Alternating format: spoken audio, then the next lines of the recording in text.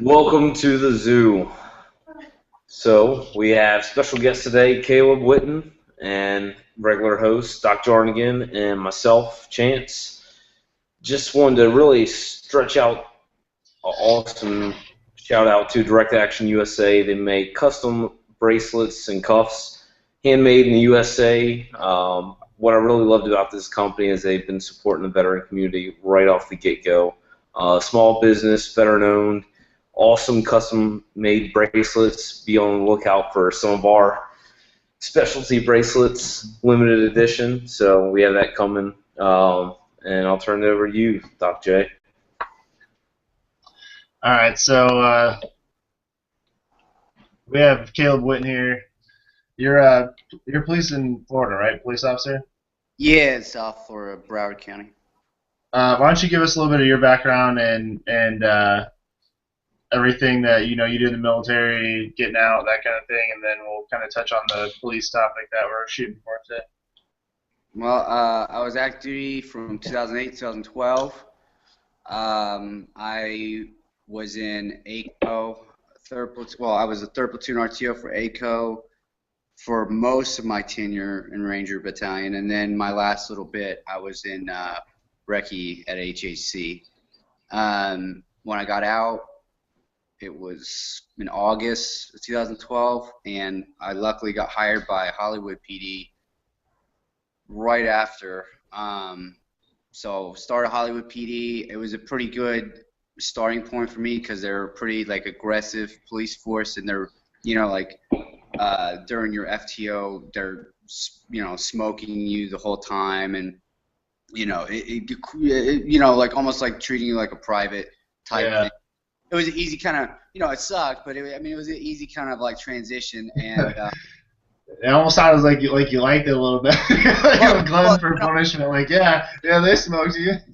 I was honestly surprised, because I didn't really know what to expect, of the, the training, the people I didn't work with, if it was going to be a bunch of soft pussies, a bunch of fat fucks, I didn't know what, I didn't Yeah. know what to expect. I'd never been in law enforcement. I just had a, I didn't know what it was going to be. And, they had a really good, training program there. So, I mean, you did an 8-mile beach run at the end of your, in-house portion before you even go on the road. Every day you did PT for 3 hours, they would take a squad car out from a park and make you push it 3 miles back to the station in neutral and shit like that. Just Yeah. but it was kind of reminiscent of that being a private and getting smoked and earning your keep Yeah. and all that. Yeah. So at least it's relatable. Yeah, so it was it was an easy oh, I can do this, and so I did pretty well there because there's some people that I don't know. That they did everything, they finished and all that stuff, but they were kind of mentally weak, or they just didn't have that. And Yeah. and I'm just a fucking crazy motherfucker, And so I say horrible, horrendous shit, and people like me there. So I did pretty well. I got finished up with that, started on the road, and just started tearing it up. And Hollywood's kind of like a mix. You got some bad areas, but you also have some rich areas, some nice middle income area, kind of all kind of smashed together in a city. And it's right on, if people are familiar, Miami-Dade County, or Miami Beach, all that shit. It's 5 to 10 minutes from Hollywood. So it's all kind of mushed together. So I did that. I just recently transitioned to Broward Sheriff's Office because it's in the same county, obviously, as Hollywood. It's right. I mean, it's just Hollywood's a city, but they've got it's one of the largest sheriff's offices in the nation, and so they've got so many different specialized units. Their SWAT teams full time. I did SWAT in Hollywood, but it was great team, great guys, but they didn't have the money to like make it a full-time team, or like you were dedicated. that was like your only thing you did. So they got full-time SWAT there. They got everything, helicopter. I mean, if a burglary of a car comes out, somebody breaks into a car, the fucking helicopter's in the fucking air in 5 minutes, and K9, everybody floods the area. It's crazy. Well, there's a lot of. I feel like there's a lot of crazy shit that happens in Florida that you see on the news. I mean, maybe or that you hear about on, like Facebook. Like someone ate someone's face off. Is it the zombie apocalypse in Florida? Like all kinds of crazy shit, man. That's that new drug. The new I don't know if the new Flocka drug. That sounds. I've heard a little bit about it, but like I haven't really seen too much. Why don't you let me know about it? The city I work in now, okay, Pompano. I work on the west side, which is like, I mean, the only thing I say is just one giant like hood. It's giant in terms of South Florida. Everything's kind of crammed together. You know what I mean? It's not land-wise massive, but it's a lot of people. It's a pretty large area for South Florida, and it's just one big hood, and it is ground zero for this specific drug. I don't know why, but there's people. I mean, one guy was sitting there talking about wanting to find a dick farm. What? And I'm just like, okay, and I just drive off because I'm like, what the fuck? And then the next second, like, we get a call again. He's running naked in traffic and jumping on cars in the middle of this major intersection. And then you'll go interact with them, and 1 second they'll be, like, sort of, I mean, I can't even describe it. It's like something out of The Exorcist, bro. They'll be like talking to something else, all of a sudden screaming. Like, I had one chick that was, like, calling on Jesus, and then I was a devil, and she was screaming and running around trying to rip nuts, bro. It's seriously, like, the most bizarre. Yeah. It's so bizarre. Sorry, go ahead. No, I say they like to fight. They really like to fight on that drug. I don't know why, but they love it. I saw something probably a couple weeks back, and it was this lady. I don't know if she had a mental problem, but I thought it mentioned something about Flocka or something like that. But the lady was like laying on the ground, and she's like, "Get over here! Like, bring that dick over here!" Yeah, bring that dick over here. And she's like yelling at this guy. He's like, "Damn, you're crazy, bitch." She's like yelling at her, but dude, it was like out of control. So I mean, if that's what it's like, that's pretty. I try to like film stuff that's just so bizarre because it's like I can make a documentary on how some of the fucking bizarro shit that happens, man. I'm like, what the fuck are you doing? Yeah.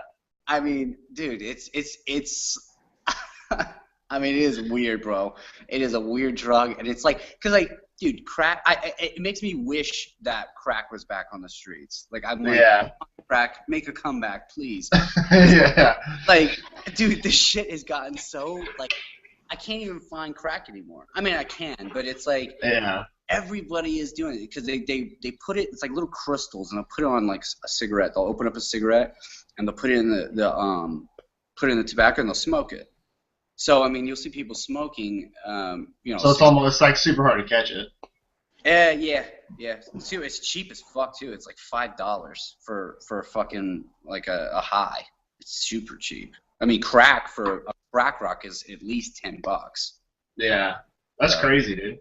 Yeah, they call it $5 insanity for a reason, bro. That shit is. What's like? Do you know anything about like the chemical compound and all? Like what the hell's in it? Yeah, I did a narcotics course recently, and they were basically saying that it's, khat, the shit that they chew, and like the Horn of Africa and shit. Yeah, Yeah. Okay, so it's a, what is it, cathinone or some shit? So basically, it's like a synthetic. Like the Chinese are making it, and they're sending it to the United States, obviously capitalizing on us yet again. But they're sending it to the. Those people got a drug problem over there. Dude, they're sending it to. It's a synthetic version or synthetic compound that is exact or almost exact of khat. It's just they change a couple molecules, like they'll add a hydrogen or add something. And then they'll package it and then send it. And the Fed has yet to, like, they can't seem to, because they'll ban a substance. Like, they banned bath salts. Remember bath salts? Bath salts. Yeah.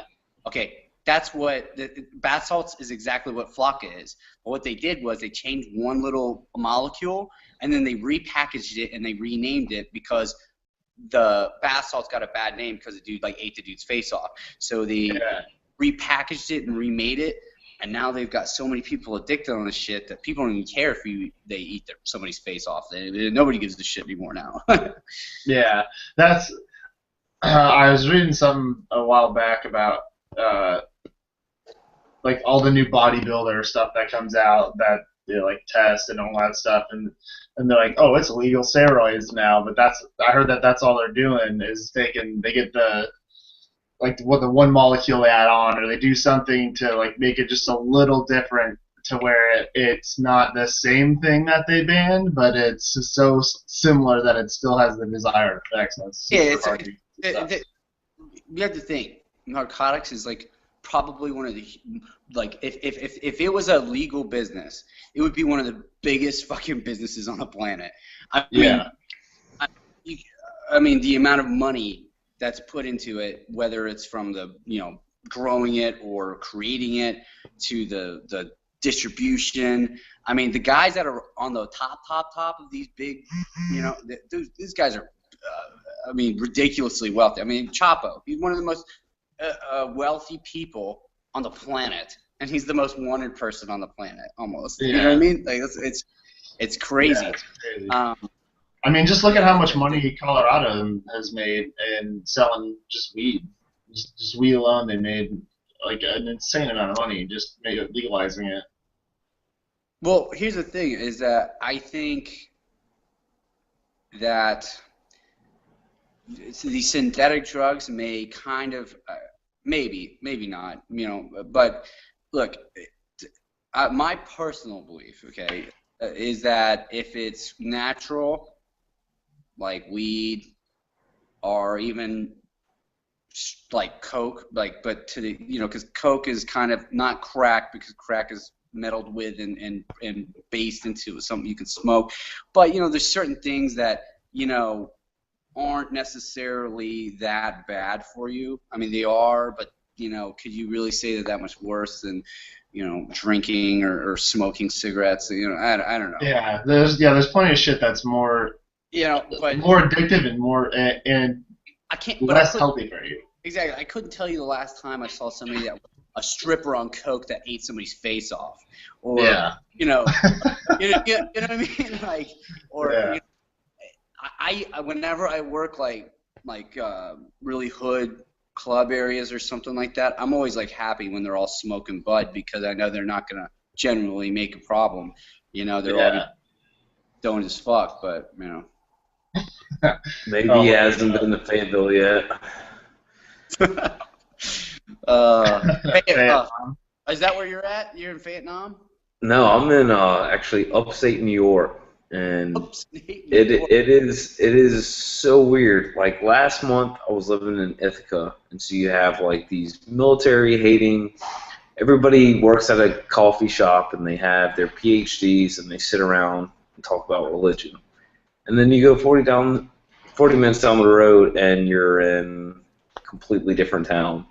Like, I kid you not, there was a lady that walked into a store, got her items, left for you military, target identifiers of fecal matter as she was walking to and from the store.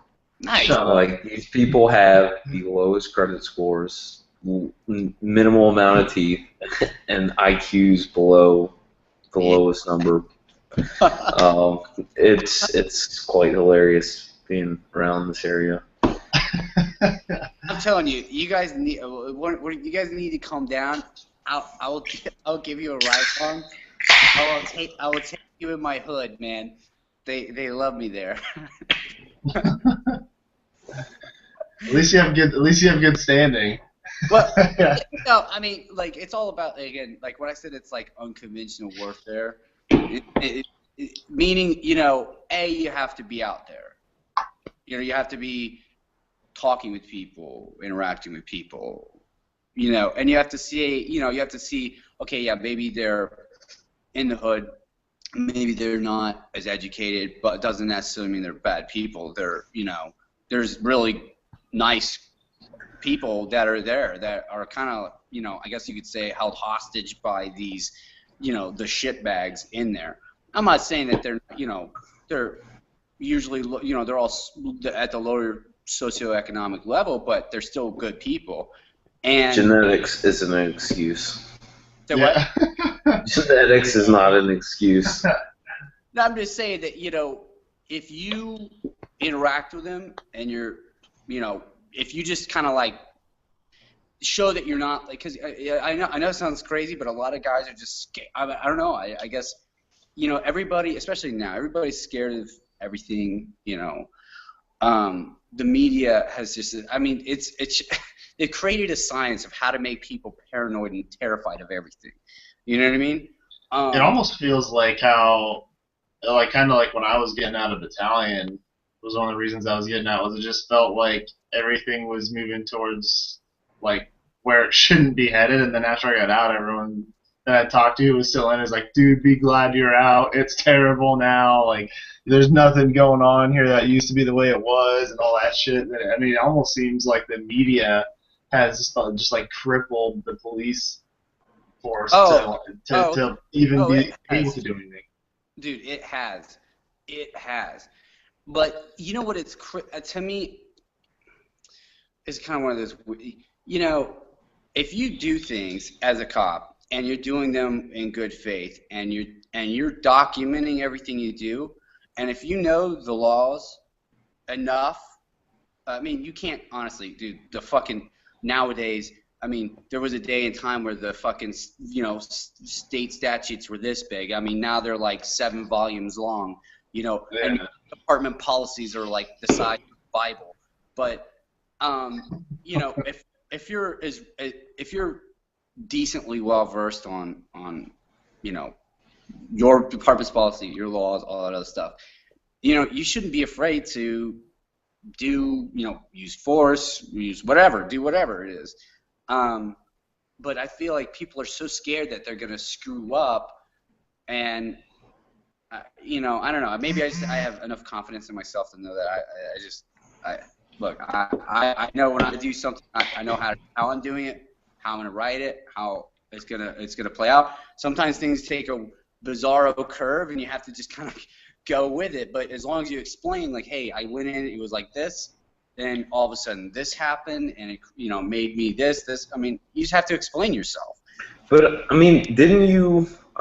Both you guys, as to you, like, didn't you kind of feel like that in, like, around the last solid deployment we had? That it was that same way on deployments. Like, he had to have a weapon. And then if he ran in a building and he came out with a weapon, he had to show the weapon at you to the point where, like, privates were afraid to do their job. Like, I don't want to get in trouble. Dude, you know, he had a weapon, but he wasn't pointing at me. But it's kind of story. It's the same shit, and the reason why I'm saying it's the same shit is because it's all about liability.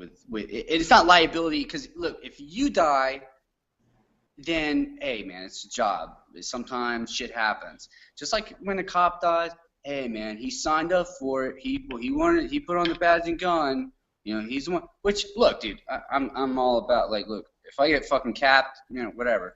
But the problem is, the reality is that it's the ROEs for the better. The ROEs are just, you know, it hamstringed us in the war on terror to where you couldn't effectively do your job, or you were scared to do your job, which could lead to some people dying or hesitating or thinking about it.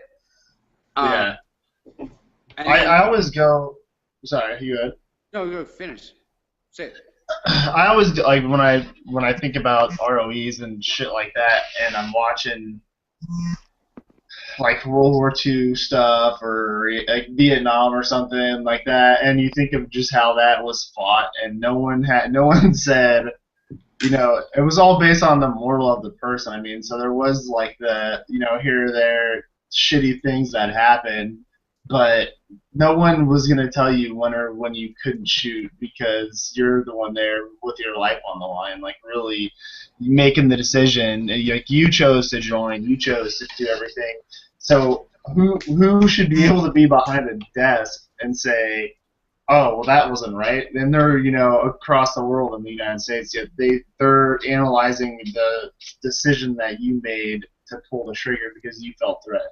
And then you could get thrown in jail for the rest of your life because of that's ridiculous, man. That always irked me. Like I really feel like the war right now is just it's like at this point where there's so many politics in it that it's like the same thing. It's just crippling it. It's insane. There's nothing that that can happen there that's not doesn't have to be insanely documented if you pull the trigger and someone dies or whatever. It's crazy. Well, I feel like that's the biggest thing is people that don't have an informed opinion, basically, are giving opinions. If you haven't done the training or had the experience that is relevant for that specific situation, then you shouldn't have, like, what I want is a president where, hey, what's going to be our war agenda in such and such country? I don't know. I'm going to refer to this expert that has 4 stars in his shoulder, and I'm going to get the answer from him. So I'll get back to you. And I just feel like nobody's doing that. That's hey. I mean, people may hate me for saying this, but that's kind of why I'm like a pro-Trump guy, because dude, I just said this the other day. All these career politicians, they're bought and paid for by everybody. I mean, there's nothing. Look, you elect somebody that's elected only because of the money that these special interest groups and lobbyists throw in their pockets. And I mean, the people that weren't completely ignorant, like us and other people, I'm sure, knew that it was a fucking phony bullshit thing. That you got these but it shows you how bad it is when Republicans, whose most of their base that they run on is like anti-abortion, like super, abortion's evil, unethical, immoral, and they can't defund an organization that's getting billions of fucking government money that's like selling the dead baby bodies. Like they can't even defund that. I mean, I'm not like pro or whatever, but I'm just saying it just shows you how there's the money is coming to their pocket from somebody. Yeah. And I mean, in the case of the whether it was the ROEs in warfare, when we were in Afghanistan or Iraq, or even the ROEs here, is that now it's amazing. Okay, since the riots in Ferguson. And most specifically since Baltimore and everything else. I mean, the ROEs, when I say the ROEs for police work has gotten out of control. Like, dude, if I grab your arm, and basically I have to do a use of force, meaning like I used force on you. And use of force traditionally was like when there was like bodily injury, I punched you in the face and it broke your nose. Some kind of, I tased you, I used my baton on you, whatever. That was a use of force report. Now, if I grab your arm and like twist your wrist up, it's a use of force. Yeah. And that goes on it goes to IA, everything. So I feel like that. Like the people's perception too is just as crazy. Also, though, I mean, they think that like if you fucking argue with the police officer, you're gonna get shot or tased. Like, there's all those videos out about people who have like they get like aggressive towards a cop and get tased. Like some guy gets out of his car and charges the police car and gets tased. And it's like, what do you think is gonna happen, man? Like you just asked, like that person took that situation and made it from a traffic stop to an aggressive action. It's crazy. Dude, but that's the thing is that the media, the politics of the whole thing, it's basically given fuel to this fire of the instead of people not seeking conflict, with the police, like, oh shit, oh fuck, the cops pulled me over, like that same sinking feeling we've all gotten, like, and you're like stumbling for your registration, you're like, fuck. Now they're going, well, why did you pull me over? There's no, what's your, and I love it, like these lawyers that, they're not lawyers, but they think they're lawyers because they watch Cop Block all day. Oh, what's your probable cause for stopping me? What's, it's You weren't on the curtilage. And I'm just like, look, because I'm not a traffic guy. There's some guys that are traffic guys, but guess what? That's why we have the justice system where you can go to court and you can fight your case and you can say that was bullshit, he's wrong, and then you can win it and you'll be absolved. I mean, that's what the whole system's, but to argue with someone whose only job is to enforce the law, so that means his only job is to basically either A, warn you, or B, take you to jail. That's it. I mean, those are that's what you do. And they argue and they try to create conflict out of nothing. I don't understand it. I really don't. I guess even now, if I pulled over as a cop, look, because dude, highway patrol in pretty much every state, I mean, they may be cops, but they will still give you tickets depending on who you get pulled over with. So, even now, I'll get pulled over while I'm driving to Georgia or Alabama for, to see my wife's family, and, I'm still, like, super polite, super friendly, very candid, just that's the case, but that's all people have to do is be polite. I mean, it's unbelievable. Look, you may get the ticket, you may not, but if you get the ticket, guess what? Go to court. It doesn't cost anything to go to court. You show up to court, and I guarantee if you show up, generally speaking, the judge throws away at least all of the fine or all the points and makes you pay like a quarter of the fine. I mean, just go to court. I mean, Instead of taking the whole burn. I've actually heard that a lot. That sometimes even if you show up, then the police officer has to show up to like talk about it or whatever. And correct me if I'm wrong here. And if they don't show up, then the judge is like, okay, whatever. Well, apparently they didn't care enough to show up to do that. Yeah. They don't show up, they dismiss it. But look, at the end of the day, it's not like the money's going in my pocket. It's not like I'm getting $300 or $200 or whatever. I mean, this is going to the state. It's all money for the state or the city or whoever. I could care less. Honestly, with traffic, it's the only time I use traffic to pull over people, and then I pull over people, and they have guns, drugs, dopes, warrants, that kind of stuff. That's what I use traffic for. Average citizen, I don't really. I can't remember any tickets that I've given somebody that was just like, oh, I'm on my way to work. Because what's the point of that? But some cops do. Hey, it is the law. Everybody's gonna say, hey, well, if there was no traffic law, people would be, blowing through red lights and all. Yeah, and I get it. But that's just not my style of police work. That's all. Yeah. So how does that whole thing entail? Like you're saying, like you can. It sounds like you sort of have like your style of, yeah, man, of handling shit. So I mean, is that fine? I mean, are there, like you said, obviously highway patrol patrols the highways, but is there room for you to know what you're gonna do for that day, or to figure out, like, to just say like, hey, I'm on duty, I'm gonna, like, this is where I go, and you just kind of go do your thing for the day? The way they do it is they break it down into zones, right? And I work on the west side of the city, and which is pretty much the hood, and I work in a specific area of the hood called Collier City, and that's my zone. So any calls, like if they call 911 from my jurisdictional limit or my partner's limits, I respond there, or I respond to my partner's area with him. Now, the beauty of it is you can, you really can, if you want. I mean, you can do whatever you want. You can drive around. You can stop and talk to people. You can get out the door and bullshit and see what's going on.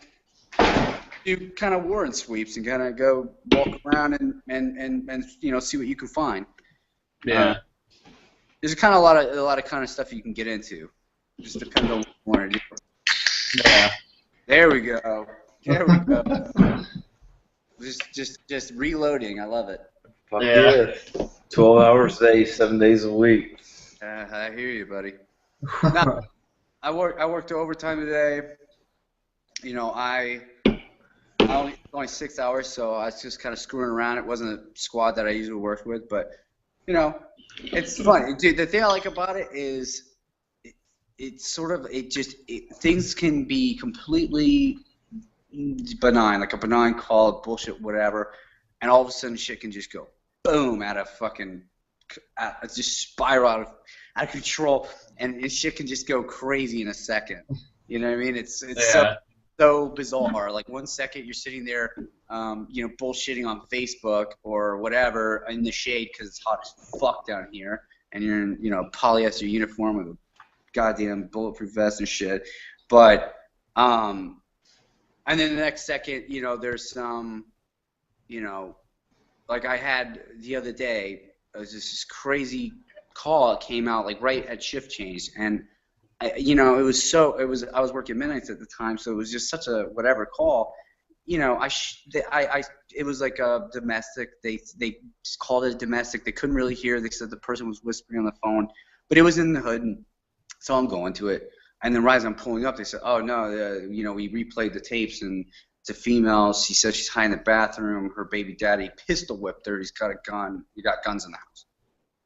So I'm like, oh, well, that fucking changes shit. Yeah.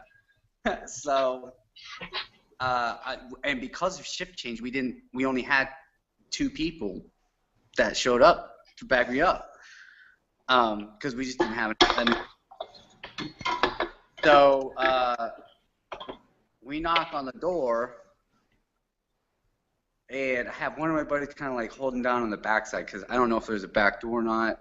There was a guy outside, so we had to hook him up, throw him in the car real quick. Knock on the door, and he was kind of one of those like, because again, they always tell you, and it's become kind of prevalent in police work. Well, you can always retreat and call for backup and call for the necessary things and all this other stuff. But at the same time, I'm sitting here thinking, what if this guy kills this chick? What if I'm sitting outside here? And this guy doesn't know I'm out here, and he goes and says, kicks the door into the bathroom and blows her brains out. And then they're gonna say, well, you were there. What the fuck were you doing? Yeah. So you're a cop. You have the gun and a fucking vest that's supposed to stop fucking bullets. What the fuck are you doing? So, I knock on the door, and he opened the door, and he seen it was us. And he tried to close it real fast. And I ripped the door open. Obviously I have my gun out.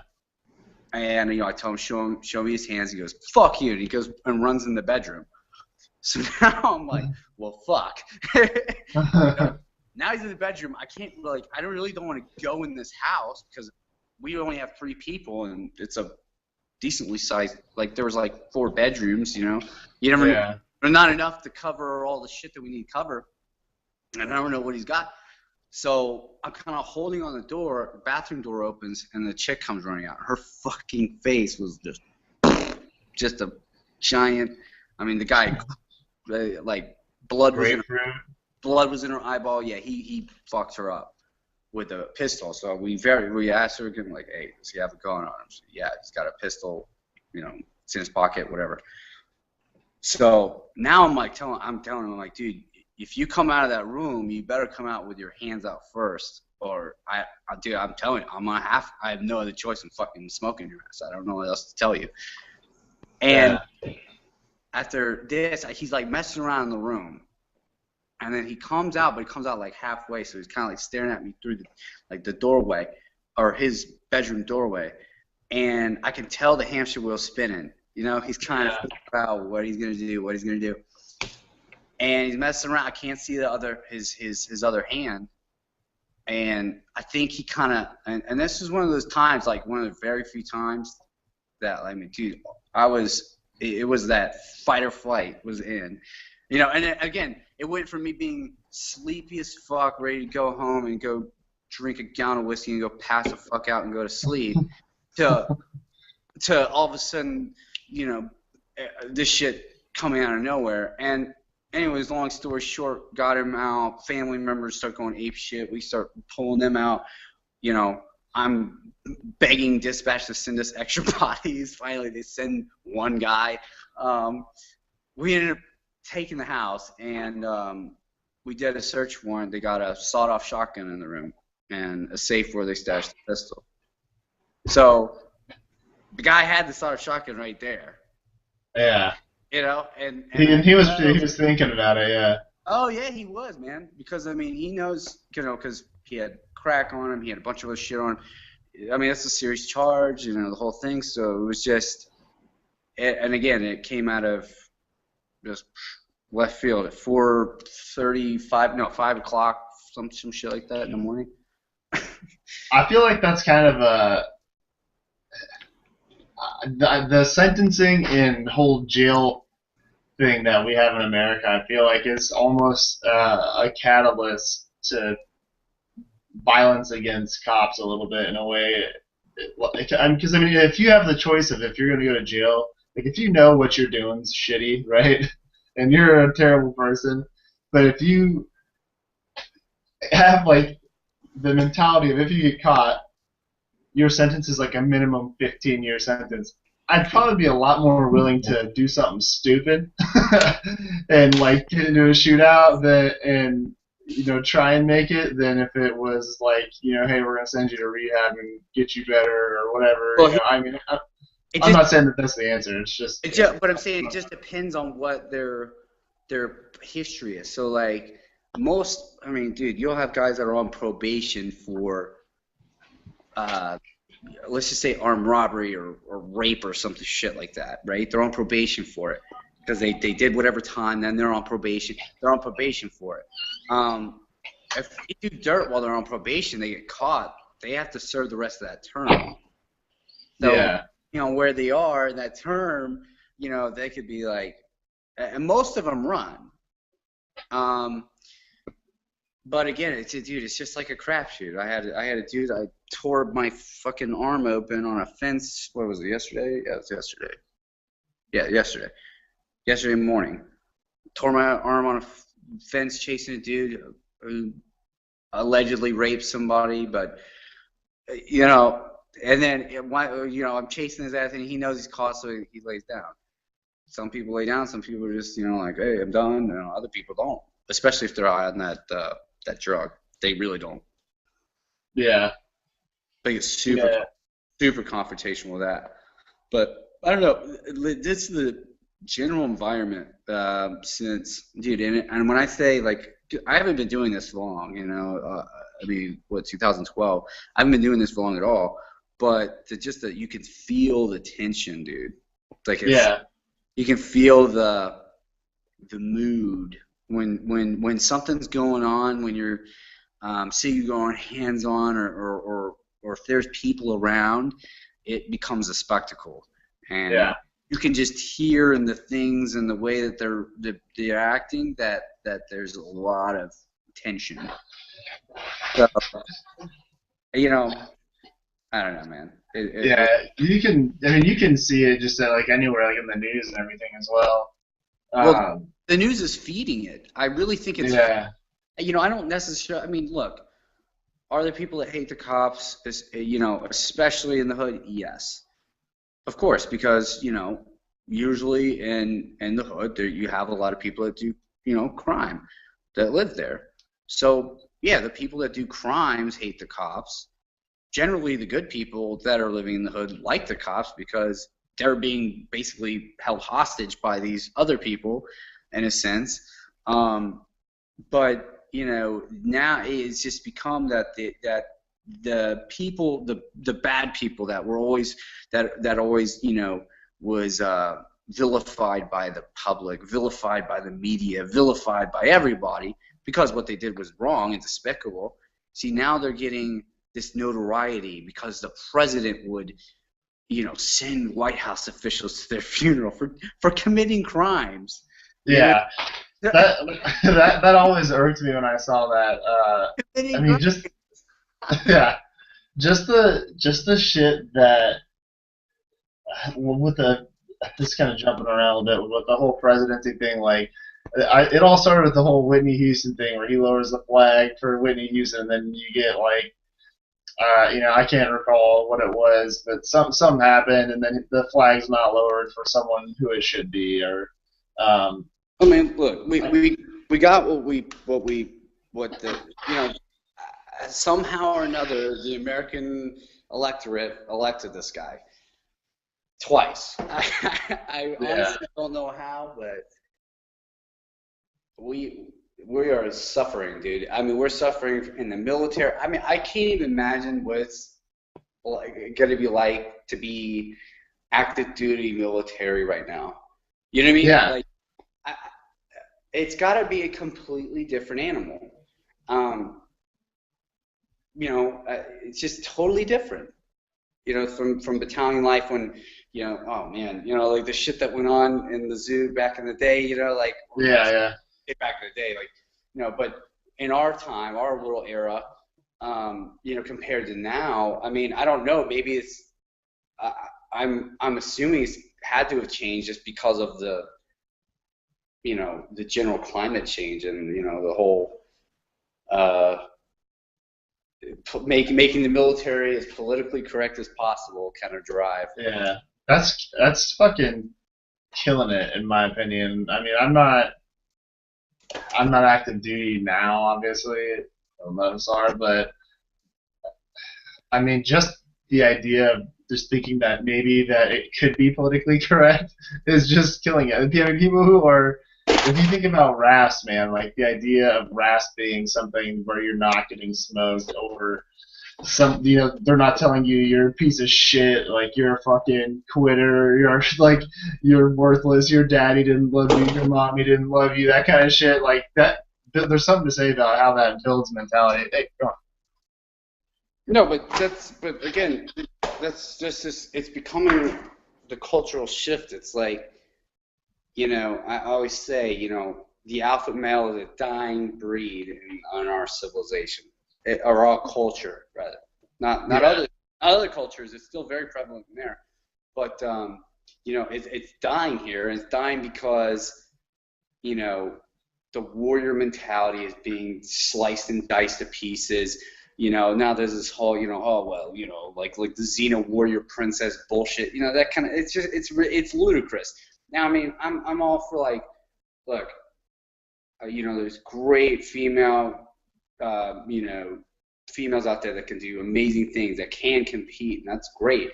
But I mean, if you're gonna take an entire system, right? An entire system that's just, I mean, huge, millions and billions of dollars, and just years of history and experiences and training, and are you gonna change it because two females passed a course, which again, kudos to them.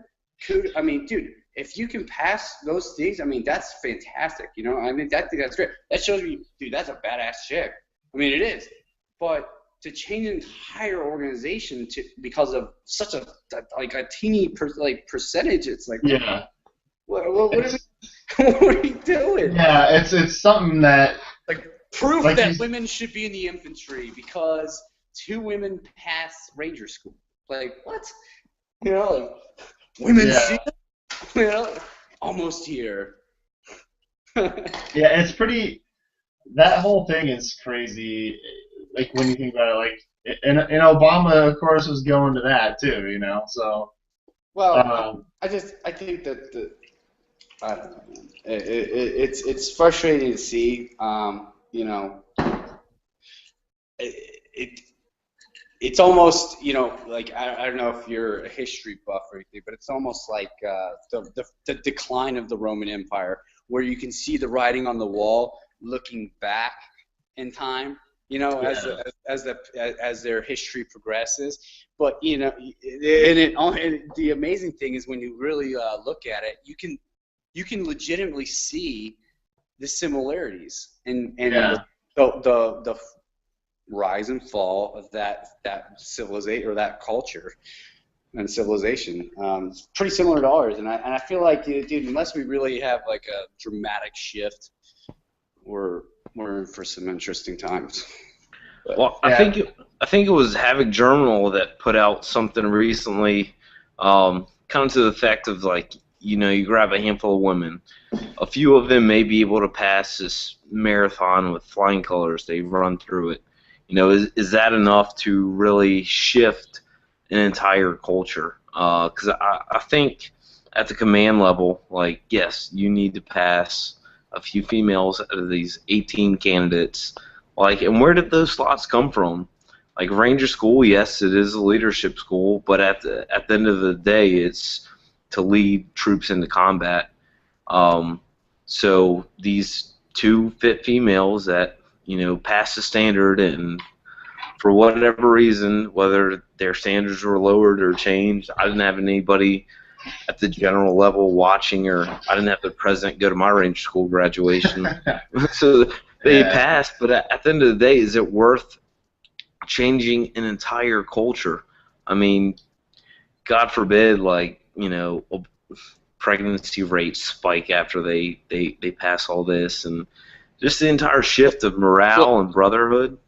Look, again, they're trying to make gender like a neutral thing, and it's beyond me because it's defying our Nature. genetic biological Yeah. makeup. It's like, oh, let's defy science with liberal logic, like, because we're all just the same. Look, dude, there's shit my wife could do I could never do. Never in 1,000 years. One being shitting out a baby. But Yeah. because that shit looks terrible. But I think it's beyond me why we're trying to force this issue. Look, are there women with spectacular physical ability, spectacular mental toughness? Yes, there are. I mean, they exist. I mean, are they everyday women? No. No. You're talking about 2 out of, what was it? Like, I mean, I remember the original. 18? No, that was that actually started the school.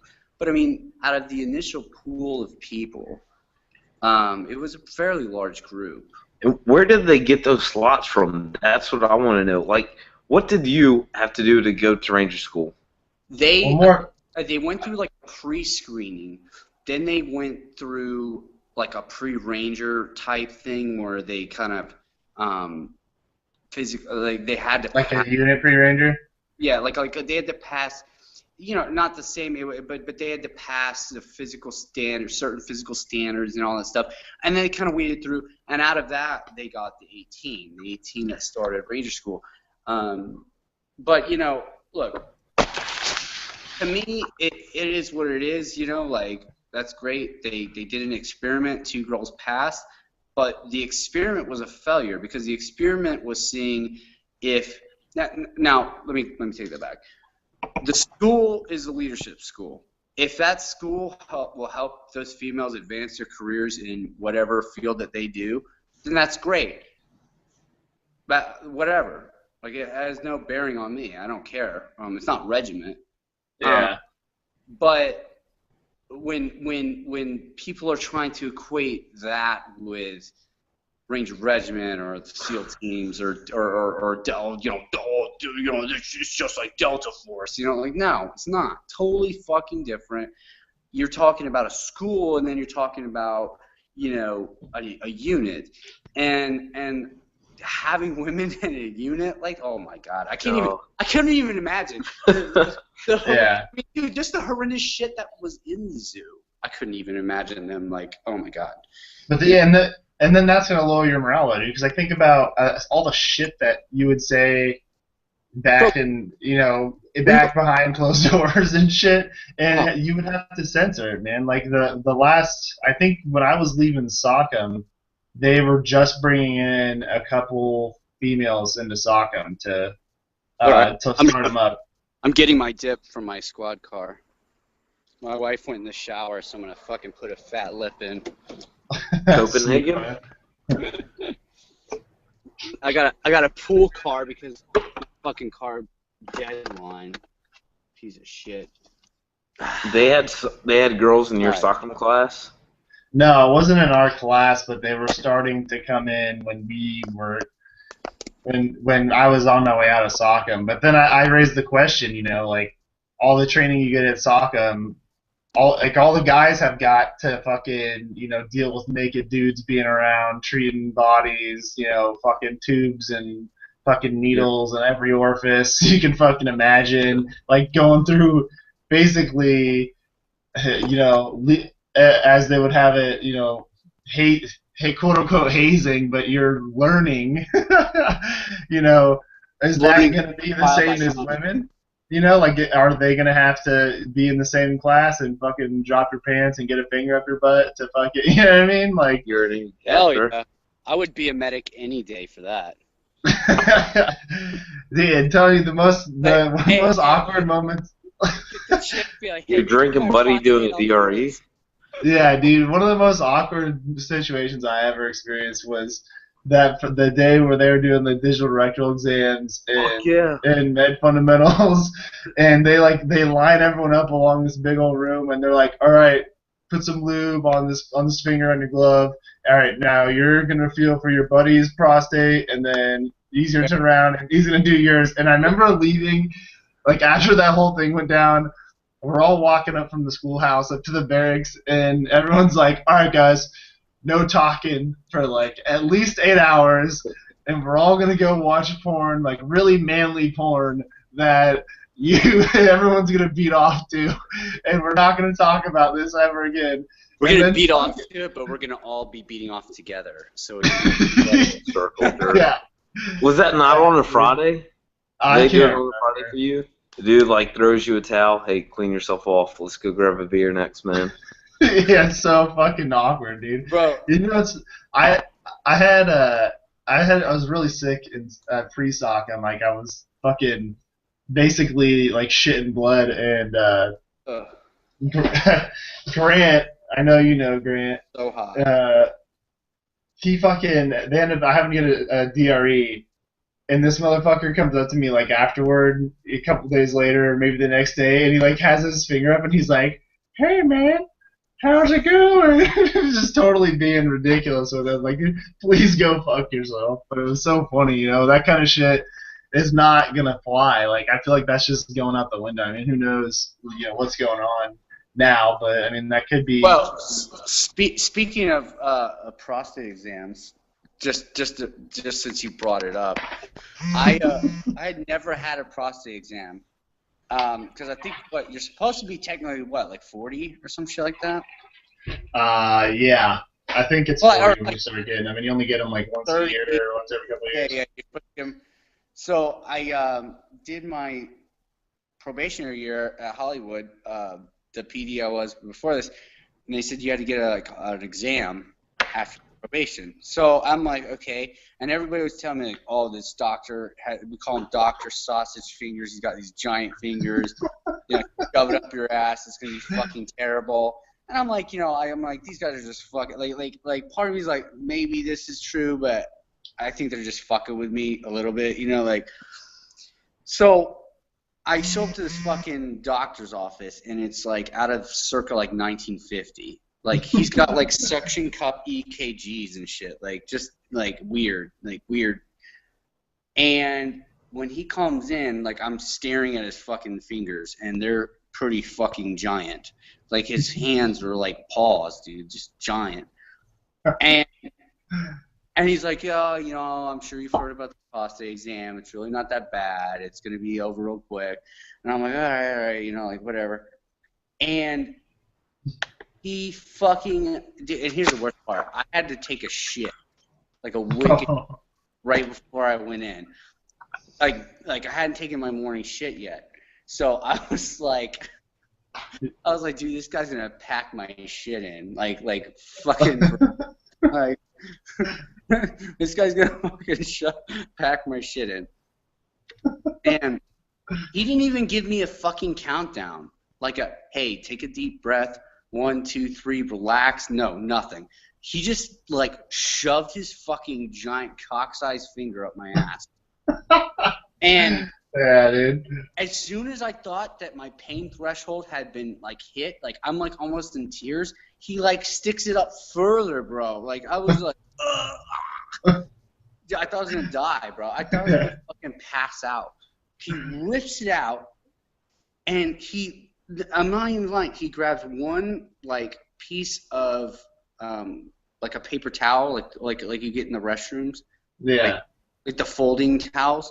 The ones that are made of like razor paper. Yeah, that's like single ply, like not even paper, more like you know what I mean? It's Cardboard just, almost. yeah, like cardboard. He like tosses that at me, goes, "Here, clean yourself up," and walks out.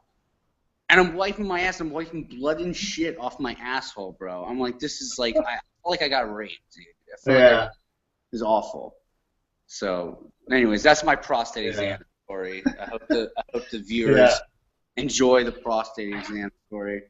It'll probably be the highlight of the fucking podcast. I went in when I was like 16 or 17, dude, and I was just going in to like get checked up to see if I had an STD, right?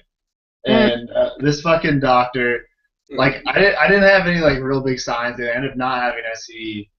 But, like, yeah, so it ended up being for nothing. And this guy's like, all right, just lay back on this table real quick. I just need to like do the exam.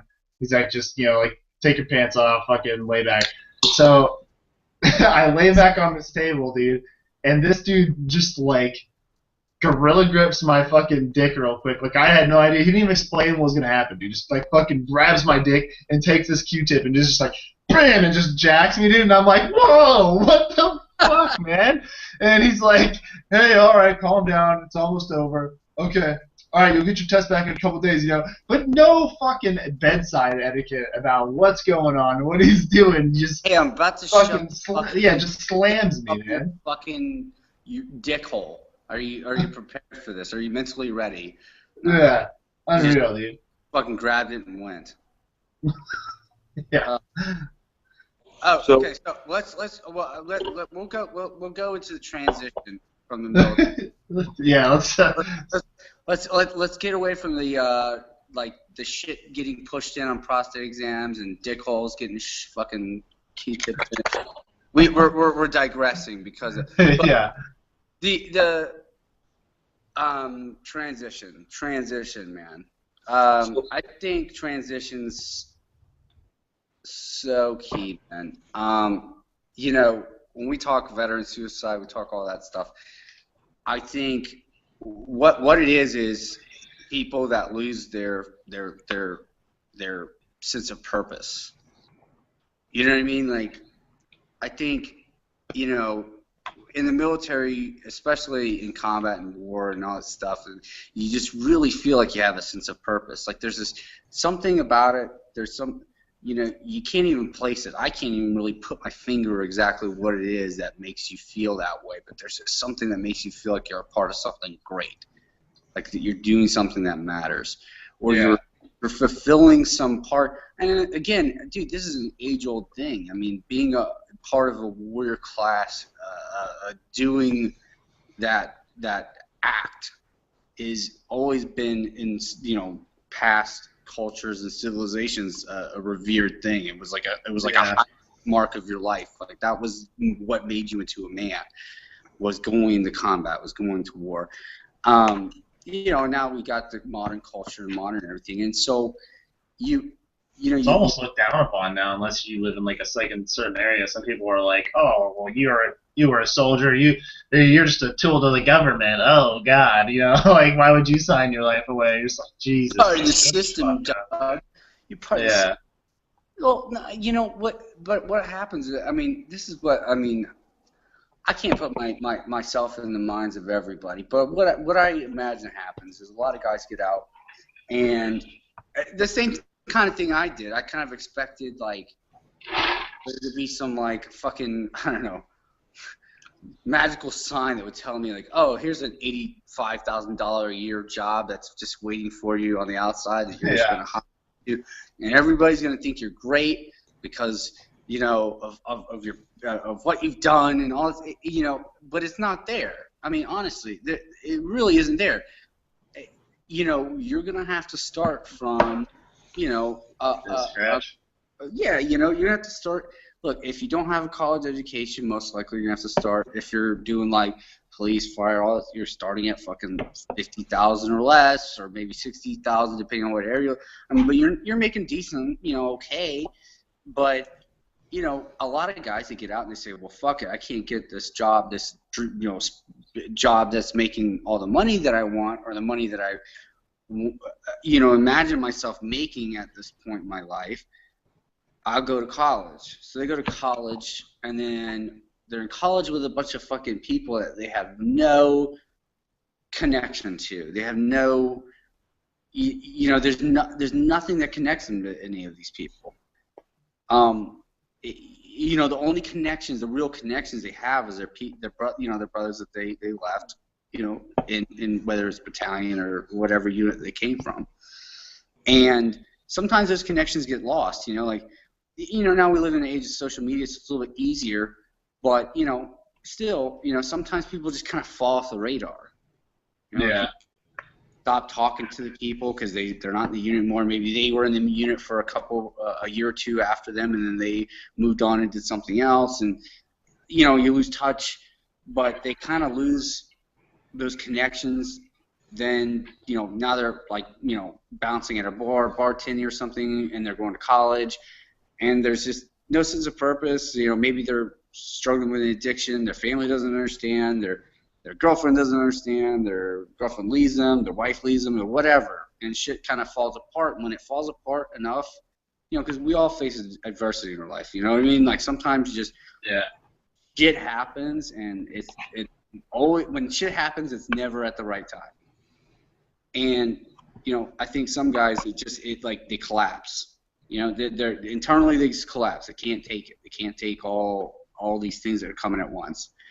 And I honestly think that the solution to it is keeping contact with your buddies, and always just keeping those relationships open, and B, helping each other find that sense of purpose, whatever it may be.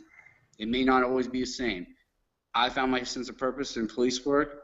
Other people might find it in sales. Other people may find it in community work, like charity work. It just depends on what the average person wants. But they have to find that sense of purpose. Just going to college won't necessarily give you that sense of purpose. Actually, sometimes I feel like it kind of doesn't. It kind of like disillusions, makes them feel more like, what the fuck, dude? Like, what am I doing this for? What's this? What? Yeah. So that's definitely a good point.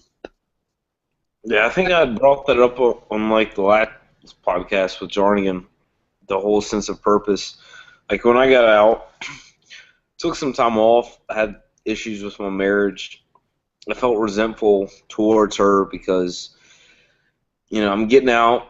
The boys were getting ready for another vacation, rotation. Went to the police academy, and I wasn't ready for it at the time. I felt like I was a little too gung-ho. I don't know if you saw any other vets in the academy that were like that, but I just wasn't ready to make that switch from completely offensive to serving and protecting. Like I wasn't ready for that. And bro, the academy was miserable for me because it like you said, it's exactly, the academy is, the individual departments and places you go are going to be different, but the academy is going to be taught the most politically liability-free way that they possibly can. So honestly, like even me, it's probably the same way you felt when you were going through, was like, oh Jesus, is this what I really want to do? Like, this sounds pretty fucking boring and lame. Like I'm a glorified scribe for people that can't solve their own problems. But go on. I interrupted you. No, you're fine. That sense of purpose, like I just felt resentful towards my wife for asking me to leave the military. I felt guilty for leaving my platoon especially, that they're getting ready to go out and do work, and if I'm not there and something happens and I could have taken care of it, like I would have felt that guilt. And then I'm in an academy. We had onesies and twosies, some guys that were veterans that I felt were squared away, but for the most part, I didn't feel at home, like I did in battalion. And so, 27-week academy, I finished that, and at the last week turned in my paperwork and was like, man, I'm gonna go contract. If I don't feel like I have a purpose, I at least need to get paid for it. So I did that, and that's kind of what I envisioned with the zoo. The first guys that I met, one was a Marine Recon medic, and the other was a sniper from the Marines. We all got together the first day, and we're like, bro, we get it. We talk the same jargon. We tell the same jokes. Like, where have you been the last year? Yeah. I can finally unload my dead baby. Yeah, dude, seriously. But at the end of the day, I'm protecting these officials that are going out and spending tax dollars. Still didn't feel that sense of purpose. I mean, I'm around the boys, but I feel like that's huge, is finding your sense of purpose, whether it's, hey, you're a veteran, you got out, tab spec 4, I got it. Hey, what do you like to do? Start your own business. Like, you don't have to sit there for months miserable, drinking yourself stupid, applying to a million different jobs. Like, you have the skill set. Go start your own business. The sense of purpose, like, damn near crippled me, and that's my biggest takeaway. Well, I think go ahead, Thomas. I think where like with the whole touch on like the family issue is like a lot of people, especially with like me and my marriage and everything, is like the communication aspect, and then feeling like you can actually talk to people, like your wife, about it and everything is kind of hard when you get out, because you're just like in the mentality, or at least I was for a long time, like, oh, well, you're not gonna understand if I tell you, so like why am I gonna explain it? And that might be just bad on me, I guess, for acting like, 'cause I mean, I had talked to my wife before, a while back about shit when you're out, and she'd get it, but like you can only get it so much unless you've actually lived it. You know what I mean? Well, but it's I mean, it's just like if you. I mean, the way I look at, me and my wife had. Oh man, we had a tumultuous beginning of 99% of it was my fault. I'd probably say 100%, but we had she was looking for what every person in a relationship looks for, some kind of a, stability and somebody that's empathetic and caring and, romantic and does all this stuff. And, I just wasn't that guy. I still kind of not. I'm trying to, be better at it. But, it's hard because, you build, I don't know if it's that you kind of or you build armor, or you do something to help you be better at what you do, or, but you're callous. You're just, dude. Well, you're in an nominal unit, man. You don't think about that shit. You spend all that time around a bunch of dudes, not trying to figure out, how someone feels or how you make someone feel with your actions, because you don't give a shit about it. Oh, bro. I mean, you have to think about it. It even got to the point with me when my wife was pregnant with my son Harley. It was our first child. She's doing the whole, she's feeling all the emotions of it. It's exciting for her. It's her first kid. And I know it sounds horrible. I mean, I love my son to fucking death now, but I couldn't see him. I couldn't hold him. I couldn't, and so I didn't. It could really, like the whole, I guess there's guys out there, that super connect during that time or something that are, oh, the baby, let me feel it. But I wasn't that guy, I just was just kind of, okay, well, when it comes out the vag, then I'll be all you know, but it just wasn't, you know, it was kind of there. And I mean, and dude, that caused a lot of problems. You know, I mean, you know, my lack of empathy or my lack of being able to just, you know, Being open about it. be or just be, you know, I guess, you know, I don't know, be emotional or caring or something. I don't know what I couldn't even now. I was still, it's obviously still a struggle. I'm trying to figure out exactly how to be more that guy, you know, to her. But you know, she's an amazingly resilient woman that has just stuck by me through the whole thing, even though, you know, I oftentimes didn't deserve it. But you know, she's been great and kind of, you know, taking care of that aspect. But dude, that is relationships are so fucking hard. Getting out. Yeah. And especially, there's nothing that really, like, me and my wife didn't live together, but like when I got out, we got married in 2013, I want to say. Better get it right. Better get this shit right. She's gonna listen to this bitch. Yeah. Fuck you, motherfucker. 2012. Dickhead, you remember my fucking anniversary? So, yeah, dude. I got out and I was looking for a job, got a job, all that stuff. Everything's great.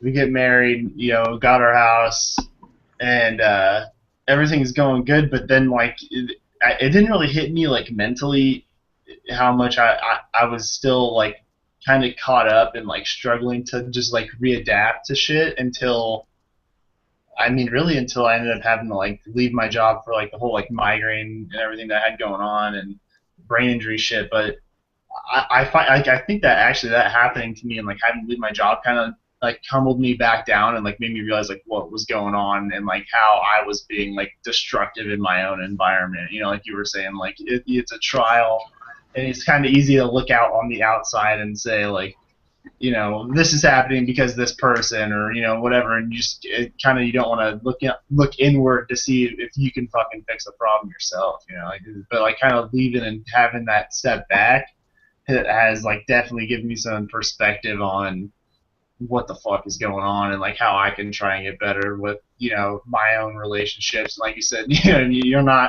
I'm not the person I know, and you said you're not, you know, where you're the caring one, you know, you want to fucking bring roses and chocolates every fucking day and, you know, whatever. And, you know, I think that kind of, there's all these TV shows, you know, fucking Real Housewives or whatever, all these trash shows that show these people living this crazy life, man, living this luxurious, you know, pampered life.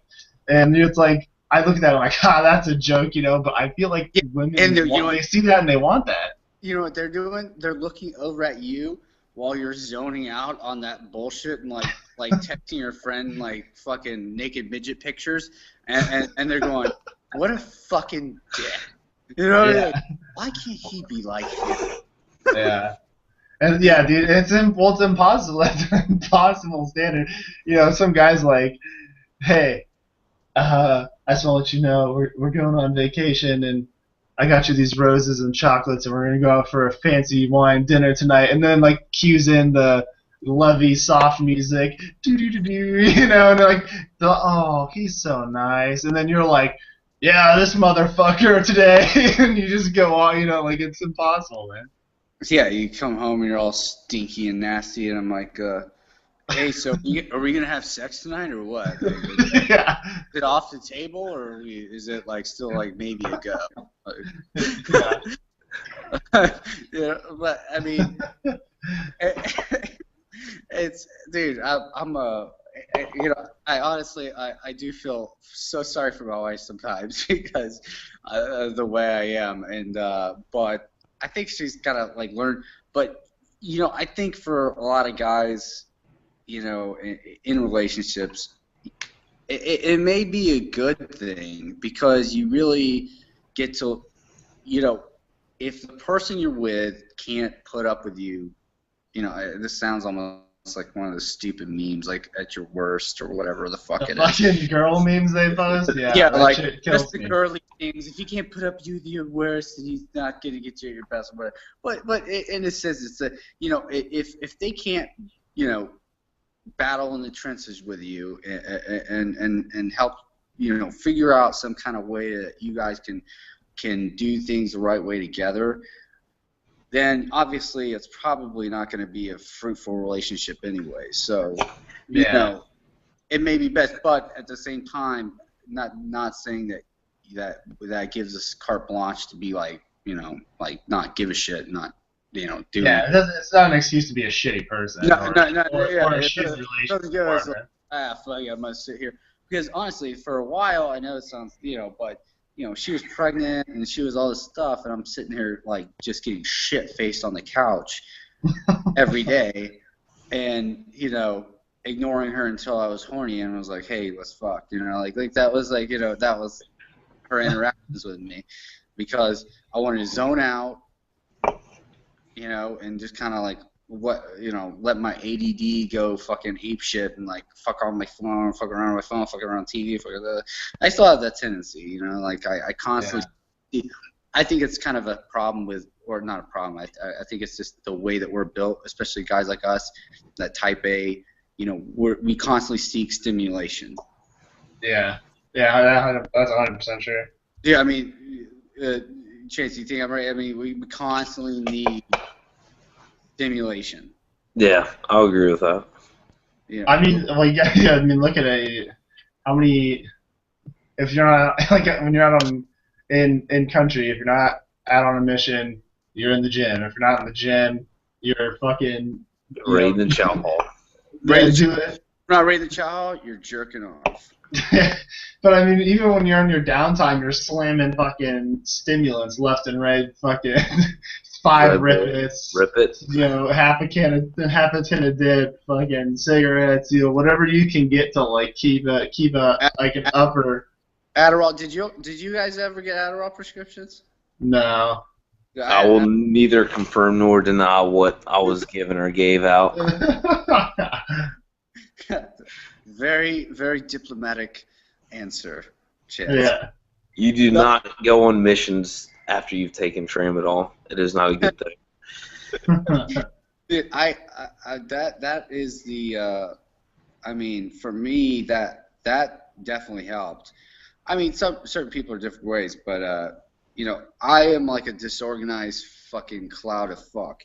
I have to have like so. You know, and I'm lucky, especially in the job that I work in now. There's a lot of like, you know, you have courts, subpoenas, fucking reports, and all this fucking bullshit. And I just started school at the same time, so I have to have, you know, I almost call my wife like my secretary. Like I have to like here, you manage my affairs.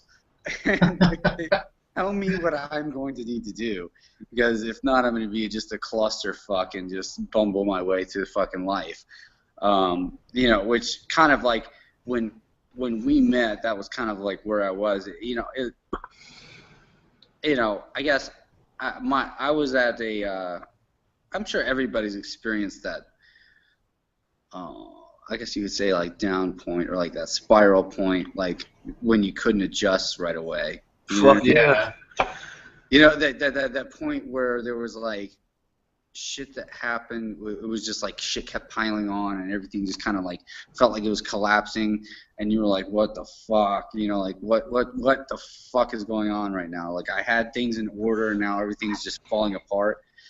You know, I had the same thing. It was, again, a lot of it was self-induced, you know, self-created. You know, I was drinking and partying and crazy. I didn't give a shit about saving money or any of that shit. I didn't give, you know, I had like, not to cut you off, but like how is that in the military, saving money? I remember my last deployment. We're sitting around the barracks, like beer pong table out in the fucking barracks hallway. We're talking about plussing up our life insurance. Oh yeah, you're probably not coming home. Fuck you, you're not coming home. Yeah. You live a job where, and I don't know what it's like being a cop. I mean, like I picture you guys as being this painted target where you're going out and your intent is to do good for the community, and you have an entire community where you don't know. Same as walking through a village under nods. You know, is this person, do they not like me and they just want to shoot me because I'm a cop? But being on deployment, like, just going into it like, oh, I'm not coming back. I'm going to spend all my fucking money. I'm going to live it up. Like, Yeah. you kind of get used to that lifestyle, and then you come back stateside, and it's like, I remember I was contracting, and I shit you not, this lady was like, why are you smoking? You know that kills you? I'm like, ma'am, sit in the fucking back, lock your doors. I'll make sure my fucking round is racked, and I have my fucking armor on. So, yeah, don't worry about this little cigarette. You realize I'm carrying a rifle and a pistol. I'm going to drive you around. So it's like you get, like for me, I got accustomed to that lifestyle where I live on the edge. You know, we're dropping off the bird and we're sprinting to this target. Like, last thing I care about is my fucking savings account. Like, what does that mean 3 months? Yeah. Yeah, before I went on my first deployment, I took a trip to Vegas. You know, and I was just like, whatever, final trip, man. Like, might not come back, and you know, you fucking go and do that. That's the mentality, and then you just live it nonstop, and it's like kind of, you know, when you get out, it's hard to get back into like you said, what's a savings account? You know, how do I buy a house? How do I do all that? You know, it's like you're learning everything over again because like literally who you were is not a functional member of society. It sucks. No. No, it's hilarious because the people since I came to my new job, like everybody's like learning me, and they're learning the way I just do things, and you know, I'm kind of the guilt because again, you know, we're talking about like the general mood of like, you know, like the police work and how people, you know, now there's all this like, you know, anti-police and it's to me, you know, I don't know, and this is not to say anything negative law enforcement because I love these guys. The people I work with are fucking great, you know, and the area I work in specifically is very, very bad, very bad. But you know, I'm kind of the guilt, you know, like there's this, you know, I want to go home at night. I want to go home at night mentality. Like, you know, that's preached from the academy, which, you know, I get it. Like, no, I mean, I understand that mentality. Like, you want to go home at night. Obviously, I do too. I don't want to fucking die just like you. But, you know, you know, at the same time, I'm kind of like, you know what? Why am I doing this job? I'm doing this job because I like that inherent danger. I like that. Yeah. That what if? I like that. Not knowing. I love that rush that you get when like that other night when shit just you know, and that shit happens all the time. You know, you never know. Like, I'll encounter people and it's like a cat and mouse game, seeing if they're gonna run or not. You know, they run, you chase them, you never know what's gonna happen. And I kind of am the person that like, look, you know, I've got the training, I've got the vest, I've got the gun. Maybe they have a gun too. So well, you know, or so who cares? Fuck it. Like I'm sure that I can shoot better and I can move better than that fucking dickhead who's probably never spent a day at the range and he's got a fucking rusted like Ruger fucking whatever and he's gonna shoot it Yeah. all crazy or a fucking AK fucking, you know, with bullshit rounds that he found and you know you know. I'm better than that person as far as tactics go. So if he manages to fucking cap my ass, fuck it, dude. I guess that's my fucking time.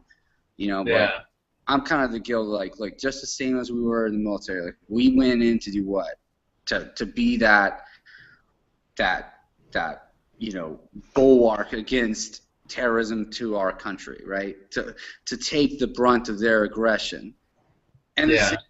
then goes, I mean, you can apply the same thing in the community, you know, the same thing. You know, like, hey, I'm the one that was fucking shiny badge and a gun and a vest and driving around in a marked car. And you want to come and fight me? You want to come and take shots at me? Let's do this shit. Let's go. You know, let's see where this takes us. But at least you're not going to go, you know, pointing gun at, you know, dude, I mean, we have, elderly people like crazy in South Florida. Every day, these stuff where some 70-year-old chick will get fucking jaw jacked by some 20-year-old guy and her gold necklace ripped off her face and then thrown on the ground and break her hip. Yeah. Or point a gun at some fucking older, like what is this 70-year-old chick gonna do? You're 20 years old and you're pointing a gun at her. What the fuck is wrong with you? And that's that mentality is so prevalent. And I mean, and I'm sure the nation, just like anywhere. But I'm kind of like the thing, like that warrior mentality hasn't died. I don't think it's died in any of us. No. Yeah. Never will. And I love that the parts of it, like that's why I do the job I do, because I just love that rush. I love the conquering the enemy. Like there's nothing more satisfying than me than catching the bad guy, catching him. Yeah. Or him fighting you, beating him, and you making you being able to overpower him and get control and do get this person off the street. There's nothing that makes it nothing that makes us better. And that kind of filled that hole, I guess you could say, that feeling that you got in the military. I think it kind of filled that. And, yeah. I mean, do you feel that similar brotherhood in the community? Like, I only went through the academy, so I can only speak from that. But I mean, there were guys there that were studs, and there were guys there that motivated. But there also were guys there that I felt like got stuffed in their lockers as a kid and wanted some authority figurehead to go and redeem their fucking lost high school years. It's like that in the Army too, though, with people who were like, the dude who was the sergeant, and you're like, this motherfucker got picked on in high school. Like when you're a private, like, this dude's a real piece of work. I think that's everywhere. I think that's it's a mixed bag. I mean, it's just like any other profession. I think that I would say for the most part, like you learn. It's just like anything, man. You learn who you want to work with and who you don't. So the people that you want to back you up, you hang around those people. So you go to calls with those people. You bullshit and hang out with those people when you're writing reports, or bullshitting trying to get some shade because it's so fucking hot, or whatever. You'll go to calls with them, even if it's not in your zone. You'll go to calls with them because you're friends with them. You become close friends. And I mean, I have a lot of really close friends, not from battalion, that are in law enforcement. Whether it's Hollywood or the guys I worked in Hollywood and the guys that work here in BSO. Just great fucking guys, and girls. There's great girls that will, no matter what, back you up, help you out. I mean, yeah, there's this occasional guy that you're just like fuck did you still do crap? Yeah, yeah, but those are the guys you just kind of a little bit avoid. You know what I mean? Like you'll back help, but they're not the guys that you're gonna be like, hey, let's go get some dope. Let's go find some dope. Let's go get some warrants. Let's go do this. Those aren't the guys you're gonna ask. You're gonna ask your boys. Like the dudes that are down, and that'll if the fight's on, they're there. You're like, and the fight happens, dude. At that was one thing. I remember my first week of FTO in Hollywood. I got my first physical fight with someone that just wanted. I mean, they just wanted to fight, and it kind of shocked because, as growing up and everything else, like I always thought, like when the cops showed up, like you're just supposed to like listen to what listen to what they said, like unquestionably, and just do, and there's a big. I mean, and it's getting bigger because of the national trend. People just they say, fuck you, fuck that, no, I'm not, go fuck yourself. Why are you doing this? And you have to sit here and do the job with scrutiny because, you know, I had a guy with a knife chasing some dude. He was high on that flock of drug, chasing some dude around the field who he didn't even know. He thought he was someone else or some shit. I couldn't even get the story out of him because he would like tell me like 7 fragmented sentences that made no sense. But I put and this is literally me driving through the hood. I'm just driving my regular rounds, just trying to keep my presence. This guy's fucking chasing this dude in the field, in the hood, you know. And I pop out, and he like looks at me, and I tell him to drop the knife, and he just stares at me. And he's like, not that far from me, they say like the 21-foot rule is some bullshit. But look, dude, I'm not that fucking pussy. I'm gonna sit there and fucking shoot you just because you're holding a knife, So, I'm sitting there telling him, but it took him like fucking 30, 45 seconds to put the fucking knife down. It's just amazing to me that you have to sit here and go, Jesus Christ, please do not do something stupid because everybody's filming me right now. Yeah. Like you just have to just, hope for the best. I think you touched on it earlier too. The whole like, if it's my time, it's my time thing. Like, in order to be in that and probably a police officer, at some point you gotta make your peace with death and figure it out. I kind of had the same mentality. I think in order to operate, you just kind of like, it just becomes a part of dealing, coping with what's going on. Like, I know when I first got to bat, they hand you that paperwork. It's like, here you go, like, plan your funeral if you're gonna fucking die on the next appointment or whatever. It's like, okay, like that just got kind of real. Yeah, and then I don't think you ever kind of lose that once you've been deployed and like been in those situations where you're just like, all right, if it happens, it happens. You're not really scared of it anymore. You've already accepted it. Absolutely, and honestly, I think that the first time, I guess where I guess it really I guess you could say it really just drove it home, or drove that idea home was when Jakey died, and I just think that it was just, I guess it was such a shock to me. I was like 21, 22 or whatever, but it was just such a shock to me that it could happen. And then it really kind of, because we had killed dudes before, and it doesn't really, I don't know about you, but that didn't really bother me ever.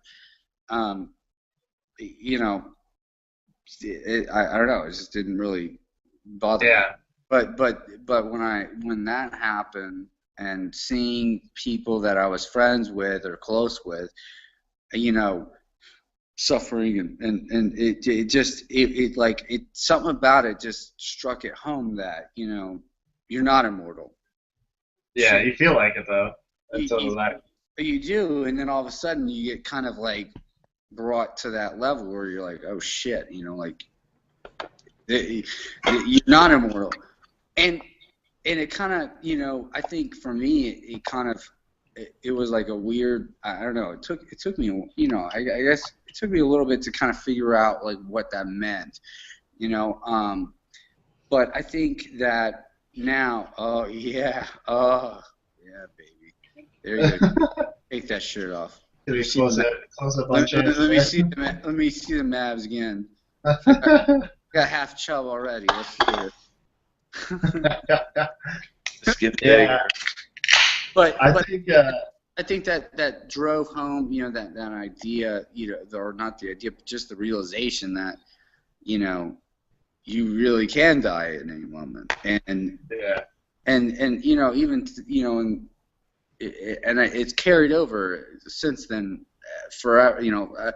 I always kind of look at it as, life is kind of just a game of chance. You're just, look, you could drive down the road and get fucking waffled by some fucking retarded Haitian cab driver that's not paying attention to the traffic signals. You know what I mean? You could be going on a run and somebody just like gets hit by a car and it kind of coasts over into the fucking sidewalk and just waffles your ass. Yeah. You get Yeah, shot. you learn like the fragility of life. Like you can just fucking like you can die in a fucking bar fight, dude. Like someone could punch you in the head just right, you get knocked out, hit your head off the table, and you're fucking dead. Like that shit doesn't register with people that haven't like been in the situations that you're talking about. Like that it really like humbles you and brings you back down.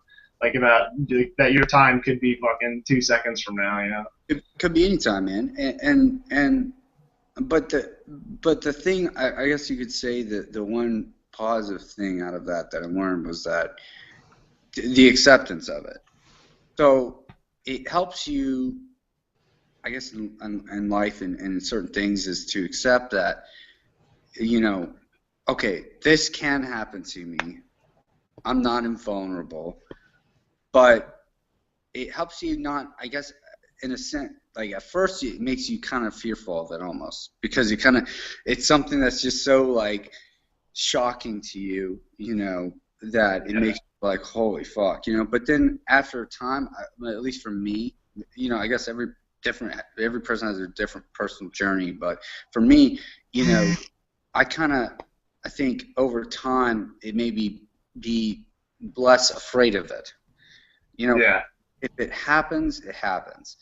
Hopefully, I do enough that I'm not embarrassing when I die. You know, like I don't just fuck up so bad that it's just, you know, like you know, somebody, you know, rips my gun out of my hands and like blasts me or something like that. You know, like I don't want that to be my, you know. But at the same time, you know, look, if it happens, it happens. And All right. On a side note, real quick tangent. What song did you two have picked for your fucking funeral? oh fuck. Mine was Bodies Hit the Floor, and I wanted everybody to have shots. Shut up. It was no shit. I That's wanted everybody to ridiculous. get drunk and have shots and bodies hit the floor. What was you two? I think I don't even remember. I think, yeah, dude. I'm trying to remember. I want to say it was like a classic rock song, like something like I'm trying to remember. I think mine was like Simple Man from fucking who sings it? Yeah. Oh god, what was it? Damn, that is a pretty body. Planning out your funeral in your early 20s, that is a fucking experience. Yeah, yeah. I remember I asked the question like, Got what's all your the shit in order, dog. yeah? I asked the question like, what's the limit on what they'll go to? Because I was like, fuck, dude, can I get like a Viking funeral? Can I get like a small boat made where there's like archers on a hilltop and they push my boat out to sea with all this wooden fuel on it and they fucking shoot flaming arrows at it and it catches on fire? Fucking Jedi funeral. If I died today, I would absolutely 100% do that. I would Yeah. have like, something like they would float me out in a fucking boat and people would like it would be like a prize. There would be a prize who could ever shoot the flaming arrow into my fucking you know, canoe to light me on fire, dude.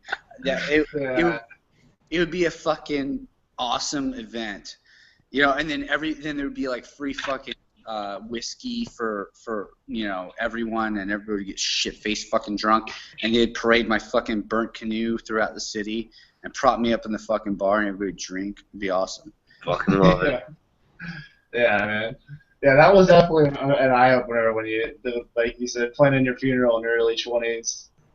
Like the thing that I always touch back on is like the college. Like I didn't go to college before I went in the army, and I'm pretty sure you guys didn't just based on your age. But it's like you really everyone's still, you know, when I went back to college when I got out, there was like the 19-year-old kids like when I got in, and they're talking about, you know, what they see on TV, the war, like how they feel, how certain things make them feel. And it's like, dude, when I was your age, I was fucking running out of helicopters on missions and shit in country. Like, you don't know what you're talking about, man. So like you have, yeah, I don't know. That was a big thing for me. So I kind of fucking cut you off there a little bit. Well, you know, I guess for me, like this. I don't know, like people aren't gonna again, you know, people aren't gonna understand. They'll never understand. I mean, the history of the warrior fucking class, as far back as you can go. I mean, we're living in a time that's unprecedented. I mean, when you look back, let's just say back to like the 1800s when people used to picnic to watch their families fight in open combat in the Civil War, or you're talking about where people still had that remnants of the warrior society, where warriors were the highest class in the world. I mean, you look at the Roman culture, the way that very similar to ours, minus that every senator and every consul, every person that was like in some kind of political class had to have at least 10 years of military experience, and they had to lead military units in battle when they went to war. Yeah. So you're talking about a whole, society that thrived off of the warrior culture, and that was huge, at that time, when warriors came back from war, I don't think they experienced the same things that we do because they were so, I guess they accepted. So, they were, I guess not deified. Everybody was like, dude, you're the fuck shit. yeah, you're awesome. Way to fucking slay the enemy and bring us all this gold and fucking, pillage and plunder and do the shit, do the dirty deeds. Go get the nasty shit done so that we can be okay. And there's a little bit of that sentiment here, but you still have the, people pissing on dead bodies, big fucking deal. Oh my God, it's all over. These guys are getting kicked out of the fucking military. Quote unquote, what they call war atrocities. It's a joke. Yeah. It's really because there's been this. Oh shit. I want to say it's for lack of a better terms, feminization of our culture. That again has led to the downfall of it. It led to the downfall of Rome. You can look in the histories. You can see that when you start taking away the warrior class or trying to make the warrior class more docile, or you change the alpha male kind of mentality. That's what leads to the downfall of that culture. I'd have to disagree with you there. I do remember reading in the history books that the Spartans had transgenders, and they had 3 bathrooms for when they wanted to use the male, female, and when they wanted to have their own. Sorry if I offended you liberals that you were listening.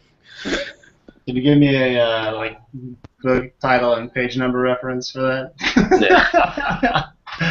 And Sparta, men were allowed to tuck their genitals into their legs. Did you ever see Meet the Spartans? No, I haven't watched it yet. Dude, that movie's ridiculous. It's totally over the top, but I think it's some of the same people that do Scary Movie. But they come up and they're like, high five for the women and open mouth kisses for the men. It's fucking just over the top ridiculous, dude. But like you're saying, dude, there's exactly what you're saying. I mean, where are the lines drawn? I mean, where do you draw the lines in the military? I mean, okay, so gays can be open in the military or whatever. Women can be in anything in the military, whatever. It's like, where does this political correctness go? Like, is this about mission effectiveness? Is this about completing the mission? Is this about winning? When did America become about we just need to be on par with everything? Yeah. We need to be better and stronger and the best. That was always American. It's been ingrained in the American culture. We need to be better, faster, stronger, bigger than you are. And that's just lost. I saw that thing with like you said, not. I do want to go on a political thing here, like pro Trump, but I saw a video on him where he said, let's make the army or the military, the mightiest it's been, in years. We're gonna have all the shit. And he said that, dude, and I was like, I don't even know what the fuck this guy stands for on any other level than that. But I was like, yes, like that just instantly got my vote.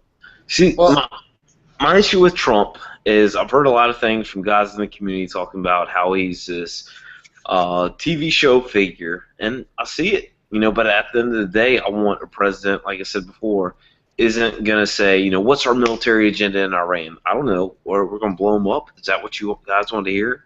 I want somebody who's going to say, I don't know the fucking answer. I'm going to refer to the fucking experts. What's our economic agenda for the socioeconomic status of these fucking shitbags in our country? I don't know. I'm going to refer to this person. So the same thing like you, Jarnigan, as a medic. If you sat down on a patient and you try to do every fucking procedure by yourself, how effective would you be to the mission? You're not. Hey, you private, put on that fucking tourniquet. Hey, you private, do that dressing, and I'm going to put in this advanced airway. So that delegation of resources to complete the mission in its entirety. And I don't see that in a lot of our presidents. Like, imagine if Obama had been president during World War II. I'd be speaking fucking German, right? Like, yeah. I don't see that in the presidents. Like, oh, you came in as a strong fucking Christian black president in the beginning, and at the end of it, you're all right with fucking cocks hitting you on the face and not much. But like, you have no backbone. You don't stand to your principles. I want a president that stands to his principles, doesn't try and know everything, accepts that he doesn't know, but refers to the experts in the respective fields. And I don't see that now. Well, and I potentially see that in Trump. I'm gonna do a little shout out to Dan Carlin. I don't know if you guys. He has his own podcast. It's a pretty popular podcast. He has one that's on history, which I'm addicted to. It's called Hardcore History. I'm telling you, listen to it. It's fantastic. But he also has one on politics called Common Sense, and he's a pretty good. I like him because he's neutral, kind of. He gives kind of like a very, he lets you know like his kind of ideology. He doesn't like let you feel like he's giving you the sense that he has a bias. You know what I mean? Like, hey, I have this kind of bias. I'm gonna tell you, but he'll tell you like I have this bias. But even him, when he was talking about Trump, he said that the reason why he's resonating with people, the reason why the way it is because everybody's so scripted. Everybody's so scripted. You're talking about, you hear Jeb Bush. He sounds just the same as in interview A, as interview B, as interview C, as interview D. Because he's got people writing out there, these are potential questions, these are potential answers. You get predictable answers. Yeah. The reality is you don't get the predictable results from the answers. So, when you got a guy like Trump who has exposed the whole political system for what it is, which I love, and even this guy said brilliant is, I bought you. I've bought you. I've bought you. I've bought you. I've paid money, and you did. You know why I did it? Because you would do what I want. Yeah. And I think we as Americans are just tired of that happening. We're saying, look, we may be the average American Joe, just person A, but why can't our, the whole idea of this, American Republic or our democratic society, why can't we, our voices be heard if we feel one way about an issue, i.e. the Second Amendment? I mean, it's just such a largely, statistically supported amendment, but yet they keep fighting about it. They're only fighting about it because of special interest groups. Yeah. If it was given to the larger population of what you feel, this wouldn't be an issue. It's only an issue because you're getting paid by anti-gun advocate that's getting paid by this guy. It's ridiculous. It's Yeah, absurd. it's all bought. I feel like. It's all bought. It's all bought and paid for, and that's why I mean, even on the Democratic side, I even point out, Bernie Sanders is doing as a socialist, dude. I mean, as a self-proclaimed socialist, this guy is doing ridiculously better than Hillary Clinton, who's a front runner in the Democratic Party. Who's Hillary Clinton? Hitler? Did she? I think she applied for her top secret at the same time I did. Probably. I can't believe she didn't get denied. Honestly, She didn't know any better. let me tell you. Yeah, that whole scandal. I have a theory that she's going to be indicted. Okay. Sorry, my wife's trying to get my daughter out of bed. You don't want me to turn the camera towards you? She's naked and running to go get the daughter. Roll Tide. I'm going to turn the camera. 1, 2, 3. No, but I think honestly, I think that, you know, Hillary is I call her Hillary because she's awful. She's horrible. I think that it's a joke. It's a sham to our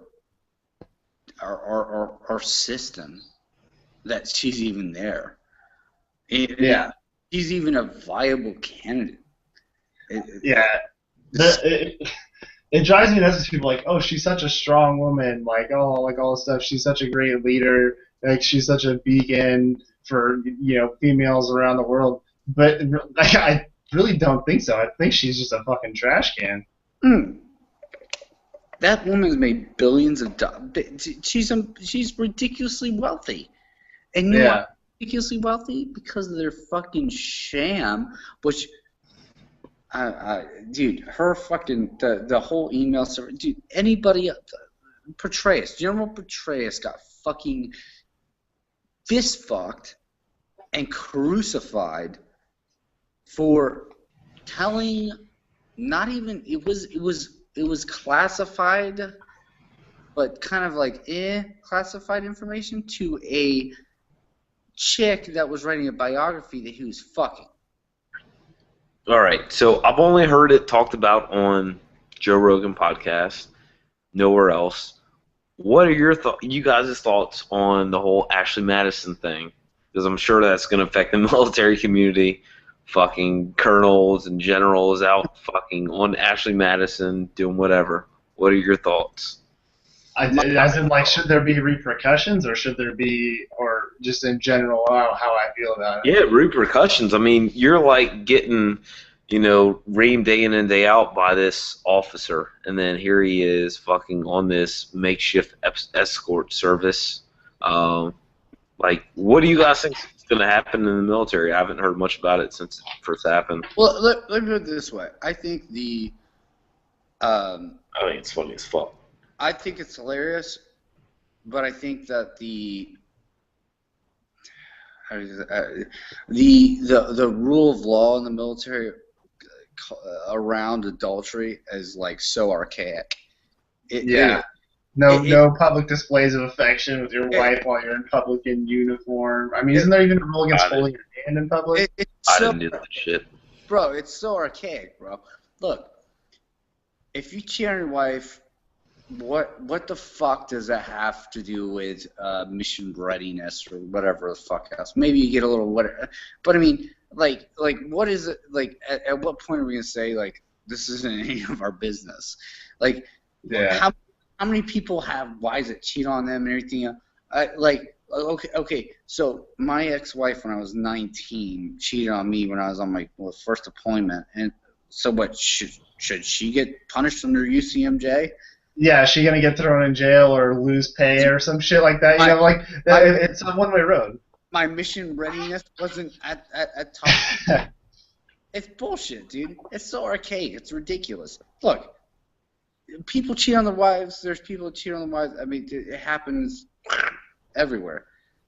corporate CEOs, fucking, even the goddamn, you know, you're talking about politicians. I mean, dude, that shit's. You think Bill's faithful was fucking disgusting ass Hillary? No. Yeah. Well, obviously he wasn't.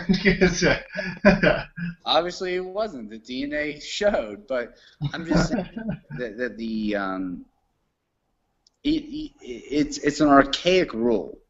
It needs to be purged out of the system because I guess there's one instance that it needs to be maybe enforced, and that's when another member of the unit cheats with another member of the unit's spouse. Yeah, that's a big deal. I'm with you. Because that does inhibit mission readiness, because how are you supposed to care about the guy that fucked your wife? Yeah. You know, like, so that I do understand.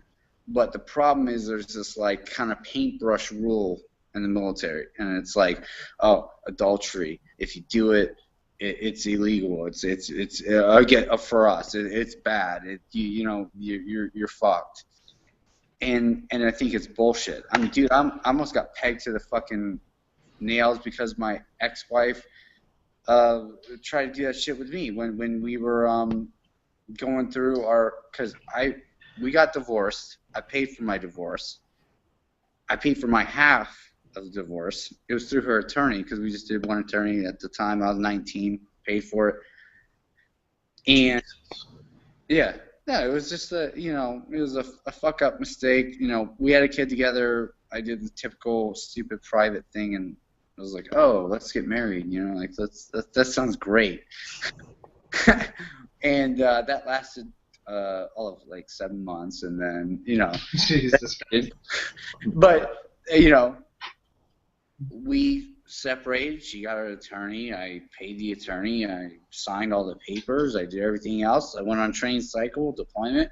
She said she got the divorce decree. I started paying her child support. And then when I went for child custody changes, it came out that, oh, wait, she didn't pay her attorney. When I went to say, hey, oh, shit. I was like, can I get the divorce decree? They go, oh, she didn't pay her attorney. Wait, what do you mean she didn't pay? Well, you didn't contact me? You didn't? Well, no, it's our client. Motherfucker, I would have paid you $600 today if it was, I would have paid you like it was $600. Like, I would have fucking done it now. I would have done it then. I would have done it instantly. Like, what the fuck is? Yeah, so I had to redo the whole thing. That's unreal. Yeah, and she tried to fuck me when I was trying to, because I was trying to change custody. She tried to, call chain of command and say that I was adulterer and all this other stuff. What the fuck? There is an answer for that pseudo-pentobarbital. Yeah. No, dude. Blue juice. That bitch is a thorn in my side to today. I'm telling you what, but my point is that I learned the archaic system of the and that's one thing that it doesn't change. It's amazing. It changes very rapidly for transgenders, gays, and the women, but it doesn't change very rapidly when it comes to stupid shit like, hey, adultery. Like so, come on, like that. Why are we changing that shit before we change stupid shit like adultery being punished by UCMJ? Oh, but now you can suck somebody's dick in a fucking shower and it doesn't matter. Yeah. I'm just saying, how does that affect unit readiness? Yet somebody pecker peeping does. That affect that will affect mission readiness depending on the person that's the transgender thing. Jesus Christ, that's gonna be a fucking cosmic disaster. Like what the fuck do you even do? What do you do? I mean, do they shower? Is the army gonna pay for that too? Like a gender reassignment, or? Let's say, do we shower the men? Do we shower the women? Do we just say let's all just fucking go in one shower? But if you get a boner, you're going to fucking prison. you know, like what are you gonna do? It's like it blows my mind. They want to like redesign genders. Yeah, I got into this topic a while back with somebody on Facebook actually, and he went on this like big anti-gay rant, which I'm all for. Whatever you guys do whatever you want to do. If you're gay, you're gay. I think you're born that way, whatever. But he went on this big rant about it, saying how it was terrible, and fucking gay people are whatever the fuck they are. Anyway, I had left comments saying you probably served with gay people and you didn't know it. So, and it's statistically probably where we did too, but we didn't know about it. So, I don't know if that being open about it is the, I don't know, I want to say not the right thing, but if people don't know about it, then they're fucking not going to be thinking about it with the whole shower scenario thing. But if someone was openly gay, like in battalion, and you're like, yeah, I'm gay, dude, that would have been a fucking death sentence there. You would not, dude. You would not make it. And I'm sure there was some closet dudes there that I mean, I thought I knew like a couple in battalion, like, but still, yeah. Like, look, if you want to be gay, this is America. If you want to fucking do in the ass, do it. Whatever. If that's your thing, if that's your sexual proclivity, do it. If that's what you want to do, that's your fucking right. I'm not gonna fucking say. I don't care. Like, honestly, it doesn't affect me. I don't have to sit there and watch you on live TV. You know what I mean? Like yeah. You're fucking your boyfriend, so it doesn't bother me. But at the same point, it's just like it's the same thing. It's like the way I boil it down, or I guess the way I best say this is that let's say like swingers. Do swingers bring their sexual proclivities to the workplace? Do they talk about it openly with all their friends and coworkers? Yeah, that's true. No. Generally not. Not right? that I know of. Yeah. I mean, I've never been. Do people talk about whatever? They don't, because it's their personal business. It's what they want to do. If that's the way they want to do it, that's the way they want to do it. Like, that's their thing. Like, I mean, not my thing, but if you want to do it, fine. That's such an interesting way to look at it, like how you're saying it. Like, you wouldn't be able to go up to First Sergeant and be like, hey, First Sergeant, like, this is how I fucked my wife last night. That'd be like, oh, hell no, you can't talk about that with me. But if your wife's like, hey, my husband, is cheating on me or whatever, they're like, oh, we need to get involved in your personal affairs right now, and then all of a sudden it's a fucking problem. It's like, I didn't really think about it like that. All of a sudden, your sexual preferences become ingrained in why is it? It only matter if you're like banging a dude or banging like, no, dude, there's people that have all sorts of weird fucking sexual fetishes out there. Now, a lot of them are in the military. You know what I mean? Like, that's the beauty of the internet, though. Now you're not alone anymore. Now you can fucking wear a leather suit and get beat if you want to, because there's other people out there that like wearing leather suits and getting beat. Come on. Do you see guys going like, yeah, last night my wife put me in fucking all spandex leather, and she put a ball gag in my mouth and fucked my ass with a fucking strap-on dildo, and then I fucking jizzed all over her face. No, you don't see that. Like so. If you have some kind of thing or some whatever that is taboo, like, people just keep it to themselves. That's just normal, like, that's hey, it may be cool and fine in your little clique, your little social group that swings or does whatever the fuck it is that you do, but it doesn't mean that we all have to fucking be privy of the knowledge. You know what I mean? Yeah. So doesn't mean that, like, I have to hear, like, oh, yeah, my boyfriend fucked my ass last night and it was just so great. He, like, jizzed all over me. Like, I don't want to hear that. You know what I mean? Just as much as I don't want to hear some guy say, yeah, like, I had a ball gag shoved in my mouth and, like, my wife beat me with a fucking 12-inch fucking plastic dildo. Like, I don't, like, okay, cool. I don't want to hear that. Like, That's what works for you, man. Like, cool, dude. Like, thanks for the story. Like, weird, but okay. Like, like, it's creating like, look, it's an alpha male culture. Alpha male culture is what? It's what it's always been in history. Like you can't change biological makeup. You can't change who we are. You can't. I mean, they're trying to. I mean, they're doing a fairly effective job of feminizing males to the point. But you know, look what we have facing against us. We have the ultra alpha male society rising up, which is the Islamic State. Yeah. To counteract that, when I say the ultimate alpha male, I mean they have nothing inhibiting them. Yeah, they're unapologetically male dominated society, and that's just how it is. Like they don't give a fuck about, and that's what kind of bothers me about this whole, like, I think you mentioned earlier, like the whole war crime thing, like people pissed on dead bodies or whatever.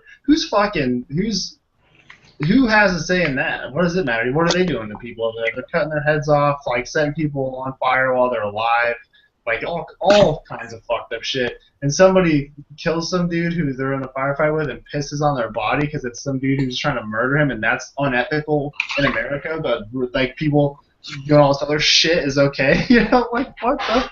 How is that anything? Again, it's a fucked up culture we're living in right now. It's this weird, bizarre assault on the alpha male warrior class that basically says that we're the vile, we're the bilge of society, we need to be destroyed and put away. But we're the only people that can keep that other portion of society coming down and destroying what you have. Your little piece of sensibility, your whole gay rights movement, your everything, like the whole, that all crumbles.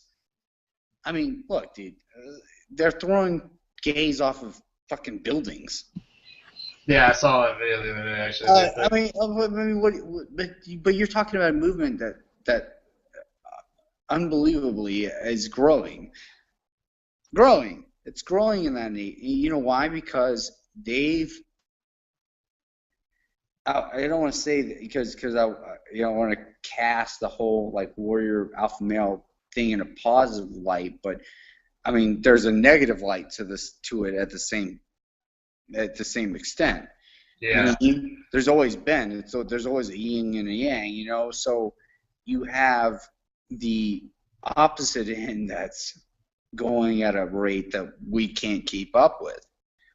And they're doing it with a totally different fervor, a mindset, a belief system. And they have nothing else to go back on. Like that's everything to them. And we have a culture and society that's telling us to be a warrior is to be racist, to be sexist, to be, just a terrible human being. You know what I mean? So yeah, it's bizarre to me. It's bizarre to me to see the human condition at this point. It's like. The big thing that I've always been like a big history kind of person as well, is when you look at what it took to win wars and what we did as a country and any country in general, really was if you look at World War II, we firebombed like tons of cities that did more damage than nuclear bombs did, right? And that was seen as victories and published like in newspapers probably, you know, oh, we bombed, you know, we dropped a nuclear bomb on Japan. Like, can you know how many civilians were killed in Japan? But that was seen as something that was a normal occurrence, you know, that was just a part of war. And then now we drop a bomb and kill 5 terrorists, and there happen to be a woman and a child in a room. I'm not saying that that's fucking cool to kill women and children, but it's war. Do you think if they drop a suicide bomb over here and they kill 1 soldier and 20 fucking other people, that there's going to be a media about how they didn't, you know, accidentally targeted the 20 women and children? That's going to be a victory all around for them. You know what I mean? It's just such a weird mentality that we have now that like war needs to be a politically correct thing, and it's not. You're supposed to kill the other person before they kill you. That's then like that's what it is. You know, people seem to think that it's like this. I don't know. They're like pussifying it, for better lack of a better term. But no, it's war. Go ahead. The P's and Q's of war. Like that was one thing that turned me off to the Joe Rogan podcast recently. They were talking about drone strikes. Like, you know, somebody who's a comedian and a UFC host, and you have some liberal guest on, they're talking about drone strikes and how they're bad, and you know, you may have killed some women and children, but you took out the number one and number two of Al Qaeda or, you know, the Taliban at the time. Like, who are you? You have no informed decision and no informed opinion about this drone strike that you're ranting about. You want to send out, you know, young, healthy males and now females and transgenders to go off and fight these wars. And, you know, we have the technology and capabilities to send out remote planes to, for the most part, intelligently collect data and find these targets and target them and take them out. And you're opposed to it, and you have no informed opinion about it. Yeah. But here's the thing. It's amazing to me. They call it revisionist history. You look.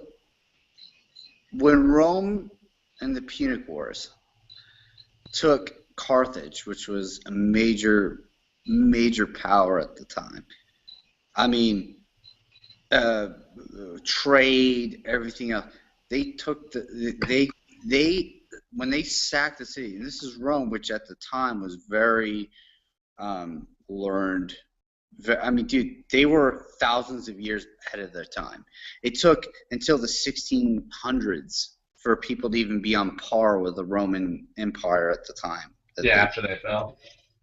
And they sacked Carthage, and they destroyed Carthage because they had been in 3 major wars with them. So they said, the third war, they said, fuck you, fuck this shit. We're fucking destroying your ass. And they did.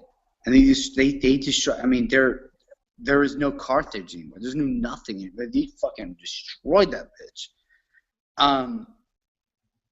And people, that's the thing, is that, you know, during that era, I mean, you can even go up to the time of, you know, the globalization of America or the globalization of the European era, you know, when they, you know, went to fucking, you know, Central America or you know, Magellan, all this shit. But, you know, when we went to places, you know, we went to you know, either conquer or to defeat the enemy, not pacify, not integrate, not to, you know, you defeated the enemy, then you could you know, rebuild. And the idea has been lost in the ages. I mean, it's lost now. You know, you know, our idea is to attack targets, to attack this, to attack that. You know. I'm not saying to go in and kill like women, children, and all that shit, but I'm just saying, look, dude, to win, to effectively win, you have to completely put the you know, other party at their knees. Yeah. To put them where they are so subjugated that they will commit to every fucking thing that you tell them to. And, you know, we're at this day and age where we want to play, I don't know, play this fucking game of like, oh, we're going to take you over, but then we're going to like give you all the money. You're going to get billions of dollars, and we're going to make everything better for you, even though you don't even know how to operate these fucking incredible multi-trillion-dollar systems that we built for you. I like it, the whoopee. Fuck yeah. No whoopee. You're out of there. No, but I mean, you're looking at these, you know, we're giving billions of dollars, and they don't even know. Like, I mean, look at Afghanistan. Like, we're not even pulled out of the region, and they're looking at Bastion being taken over. I mean, what kind of, look, you can call Bush names. Everybody does. Everybody wants to bash on Bush for going to Iraq. But, you know, would you rather fight the enemy on their territory or ours? Yeah. You know, would you rather them, hey, here we are, let's go fucking toe-to-toe, let's go fucking, because obviously this is not a short-term conflict. And It's not going away. Yeah, and nobody's still said it is what it is, which is that it's, extreme Islamic terrorists. You know, they want to say it's a war on terror, it's a war on whatever. But it's, you know, this specific faction of terrorism. And it's not a short-term victory. We're going to have to go in there and we're going to have to destroy everything that they control. Raqqa. That place needs to be put into fucking rubble. Rebuild it afterwards. You know, like civilizations have risen from the dust before. Yeah. They have. Yeah. I mean, Rome rebuilt it, in a sense. I mean, with the Germanic tribes, they rebuilt themselves. But, I mean, things rebuild themselves. They find a way. Sometimes you just have to fucking wreck what is, because it's a rival to your very existence, and that's it's a rival to our existence. And we want to play nice. We want to play nice with Iran. We want to play nice with Saudi Arabia. We want to play, dude, Saudi Arabia. That's such a. I mean, they're making each one of these citizens of Saudi Arabia or fucking, you know, you look at Kuwait and all this other shit. They don't like us. They're not friendly with us. We're giving them billions of dollars. I don't know why, because they're making trillions off of oil. We're still giving them billions of dollars. We're still donate every fucking last man to them if they get invaded. It's pretty unreal. I feel like overall, just the actual like the point of view. If someone would just unleash the fucking, like, basically take the fucking leash off your dog, or the fucking military do what it's supposed to, the fucking thing would be done already. Well, the last time that was truly done, I would say, was the World War II. Yep. Yeah. I mean, that was the last time that you know, but that was that last. I mean, I don't know if it was the generation. You know, sometimes they say this enlightenment in this, you know, education. You know, and that's why when people are like, oh, free college, that'll fix everything. I'm like, no, it won't. What make a bunch of more enlightened retards that think everything's all fucking cupcakes and sunshine and yeah. Hey man, but have I got my degree in philosophy. Yeah, it's like they have no real world experience, man. Go out to these places. If you think it's all cupcakes and sunshine, go live there. Go out there. Fuck yeah. Yeah, that's it. What I would give, dude, to like just have a way to send some of their, like, these people that fucking have these opinions, you know, like, oh, they're people too, which they are, yeah, they're people. But if you as, like, I think there's was a video of some girl who went off on this rant about it, and I was just like, if you walk down the street, like, in the middle of frickin' like Baghdad or fucking whatever, trying to think of a city here in Afghanistan anyway, without a Kandahar, without a fucking cover on your face, like, you would be beaten. Like, there's been cases in Afghanistan, like a lot of them, where they throw, like, acid on women's faces for not wearing the cover and everything. And you think that's like you're like, oh, women's rights in fucking Afghanistan or Iraq. No, dude, you're gonna get killed, dude. Like, it's unreal. So a specific story, like Trayvon Martin, this thug that robs a store a couple hours later. I don't want to get into the deals because I don't watch the news, so I don't know if I'll get it right. But whatever, his case. And when I was contracting, I would volunteer at the hospital, maybe for my own personal reasons. But anyway, I'm volunteering at this hospital, and they have an ID go off at one of the Afghan hospitals. And this girl was nearby. So she gets fragmentation to her face, marked up, young girl, probably between 8 and 10 years old. And anytime there was a head trauma wound, that they would send the Afghans to the Roll 3 at Kandahar. So they send her there. She gets treated. She's stabilized, and at that point, now they have to take her off base. They take her off base, drop her off at the gate. Afghans pick her up, and I heard later through some confirmed sources that she was found a few days later in a ditch with, shot up in the face. Why? Because now her face is marked, and she is not properly fit to be married, so she has no use. So, I mean, they're treated as almost animals. Was there any media coverage about that? Did I hear that on CNN or whatever fucking bullshit news media there is? No, they focus on. No, they'll focus on the drowned 5-year-old Syrian kid that washed up to shore and say, why aren't you doing something? You European countries. How can you European countries that are in debt up to your fucking eyeballs? Why aren't you doing something about this? But again, that speaks. Look, the ideology is so.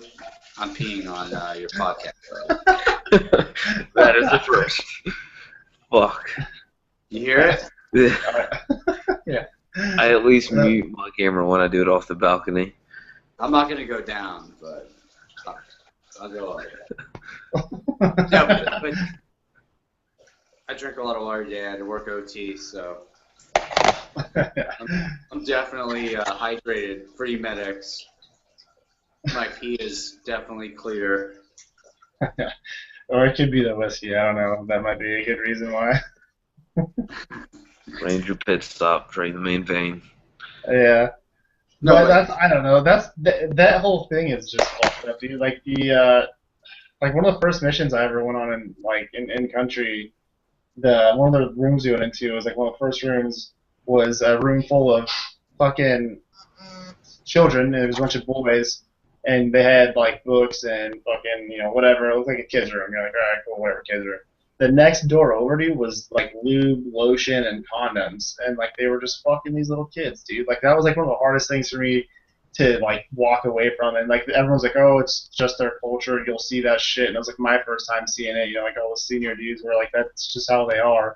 But like if that was like World War II, I feel like we would have just fucking like offed all those dudes, like for being fucking pedophiles, dude. Again, you have to. The way I look at it is that. You're talking about two totally different classes of. I mean, when I say totally different classes, they're coming from like almost like a biblical era caste. Like totally different. You're talking about people that I was looking at like for example, history portrays Genghis Khan as a fucking awesome. As a conqueror, right? Like a conqueror. He established trade routes. He established all the stuff, right? But obviously now they don't highlight all the fucking crazy shit that he did to achieve that, which is like literally like a city of 1 million people systematically having every person beheaded. Having a warrior assigned to like 15 people and beheading them, and being able to do it all in one day. Not that. But my point is that our idea of like warfare, our idea of like the way it's supposed to be conducted is just so skewed from the way it is. The way it actually is, yeah. Warfare is disgusting. Warfare is ugly. It requires people that are willing to go to a different level to do it. Yeah. You know what I mean? Yeah, for sure. But the difference is when we come back, there's not the same acceptance. When I say acceptance level, there's not the same like you know, at the time when you came back as a warrior and you had done great fucking things, you were a senator, you were a high-powered leader, you were somebody that, because society deemed what you did great, your sacrifices made you into something. When you come back here in this society, thank you for your service. Would you like a job at Walmart? Yeah, if you're lucky, dude.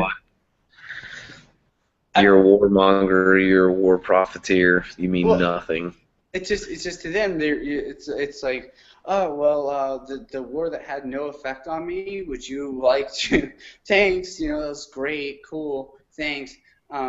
Your credentials lend you to being a floor manager at Best Buy. You can be a fucking, you know what I mean? Like, Yeah. So, and they wonder why we're offing ourselves. You know what I mean? Like, it's not funny, but I mean, it's just at the same time, you know, talking about something that's generationally been revered, generationally been something that's made you into something, putting 100% of your, you know, the warrior case was always something that meant something, and now you're putting into a society that it's more I guess profitable to be wearing hipster glasses, skinny pants, and a fucking cheesy beard, you know, with a, you know, whatever, than it is to be a fucking man and say, you know, go fuck yourself. You know what I mean? Like Yeah. It's bizarre. It's like a fucking topsy-turvy fucking world we're living in, bro. Fuck, man. You go ahead, Chance. No, we definitely have to have him back on again. This was an awesome podcast. Yeah, for sure. With that said, I think we'll wrap it up, boys. We got covered quite a bit of material here, Sure. as well. I think we're pushing almost at least a couple hour mark here. So, hey guys, thanks for tuning in. Caleb, thanks for coming on. Always a pleasure. Gentlemen. And I think we're out, guys. See you later. Tune in for the next one. There was like the, you know, here or there shitty things that happened, but no one was going to tell you when you couldn't shoot, because you're the one there with your life on the line, like really making the decision. Like, you chose to join, you chose to do everything. So who should be able to be behind a desk and say, oh, well, that wasn't right? And they're, you know, across the world in the United States, yet they're analyzing the decision that you made to pull the trigger because you felt threatened.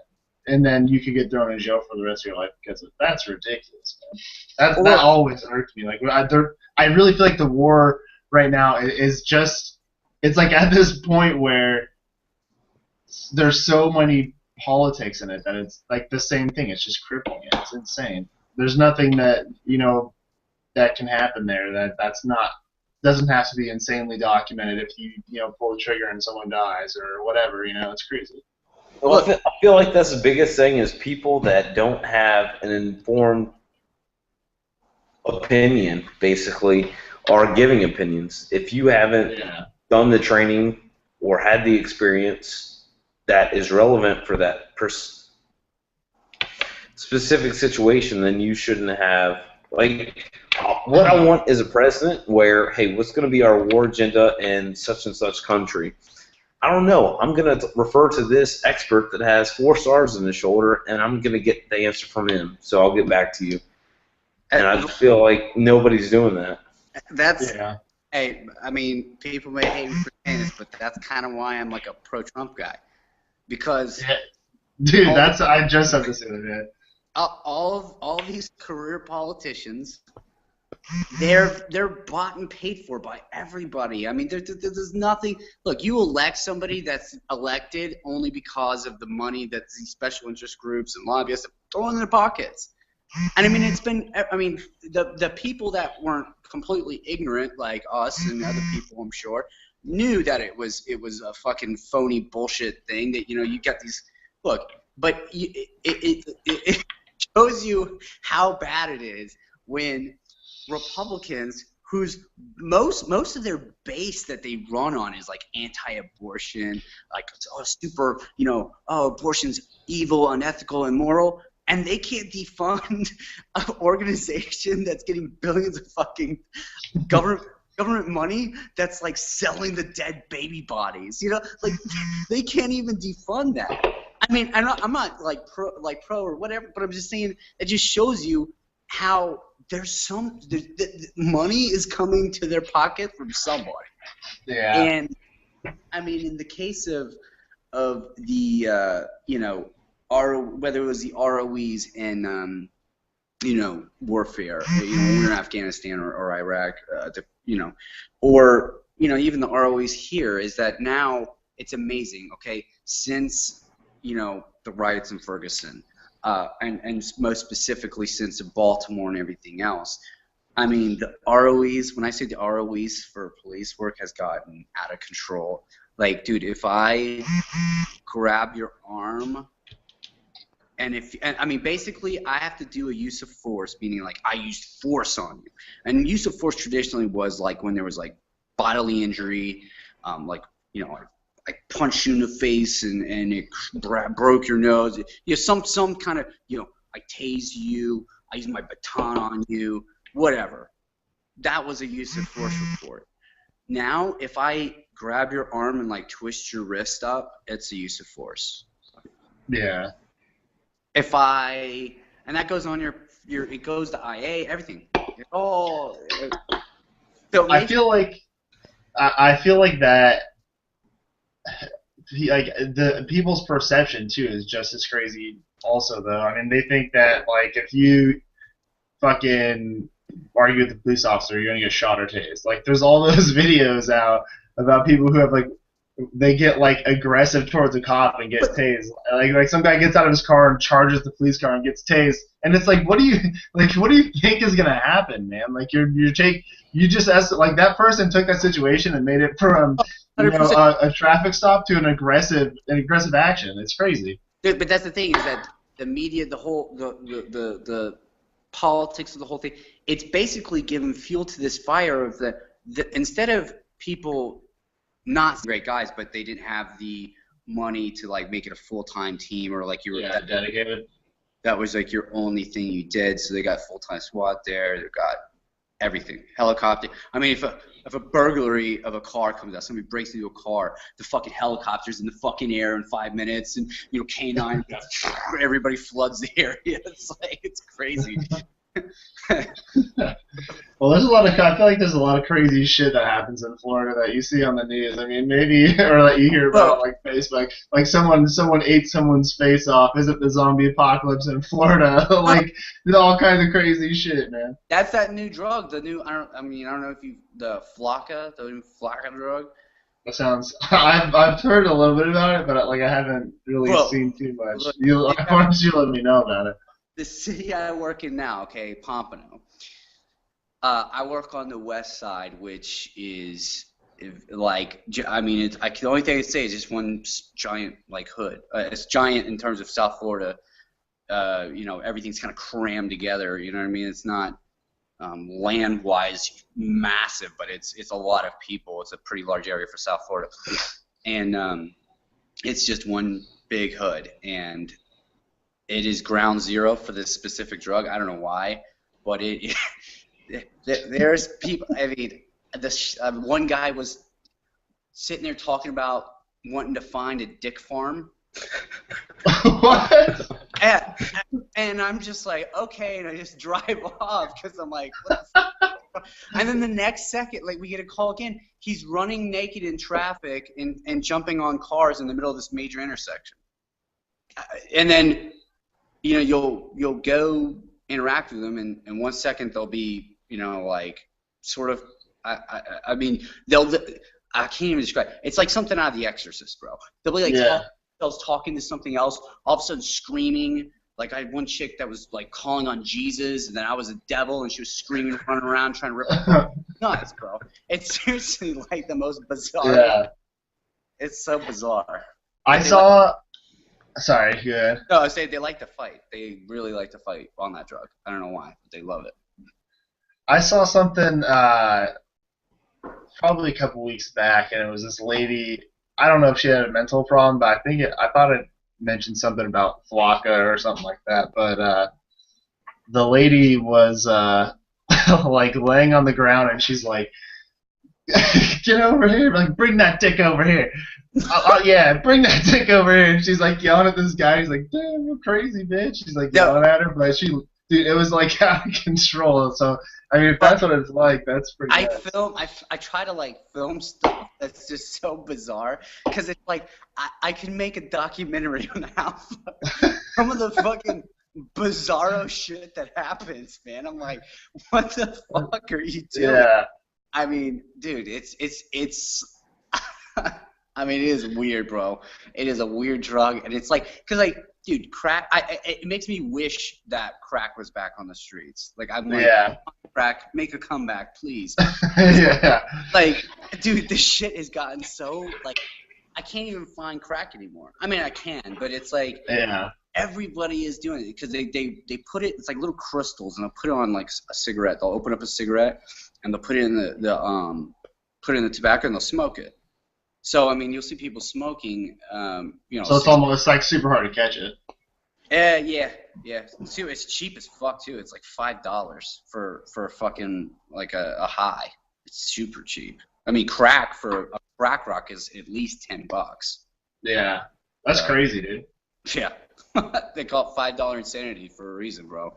That shit is.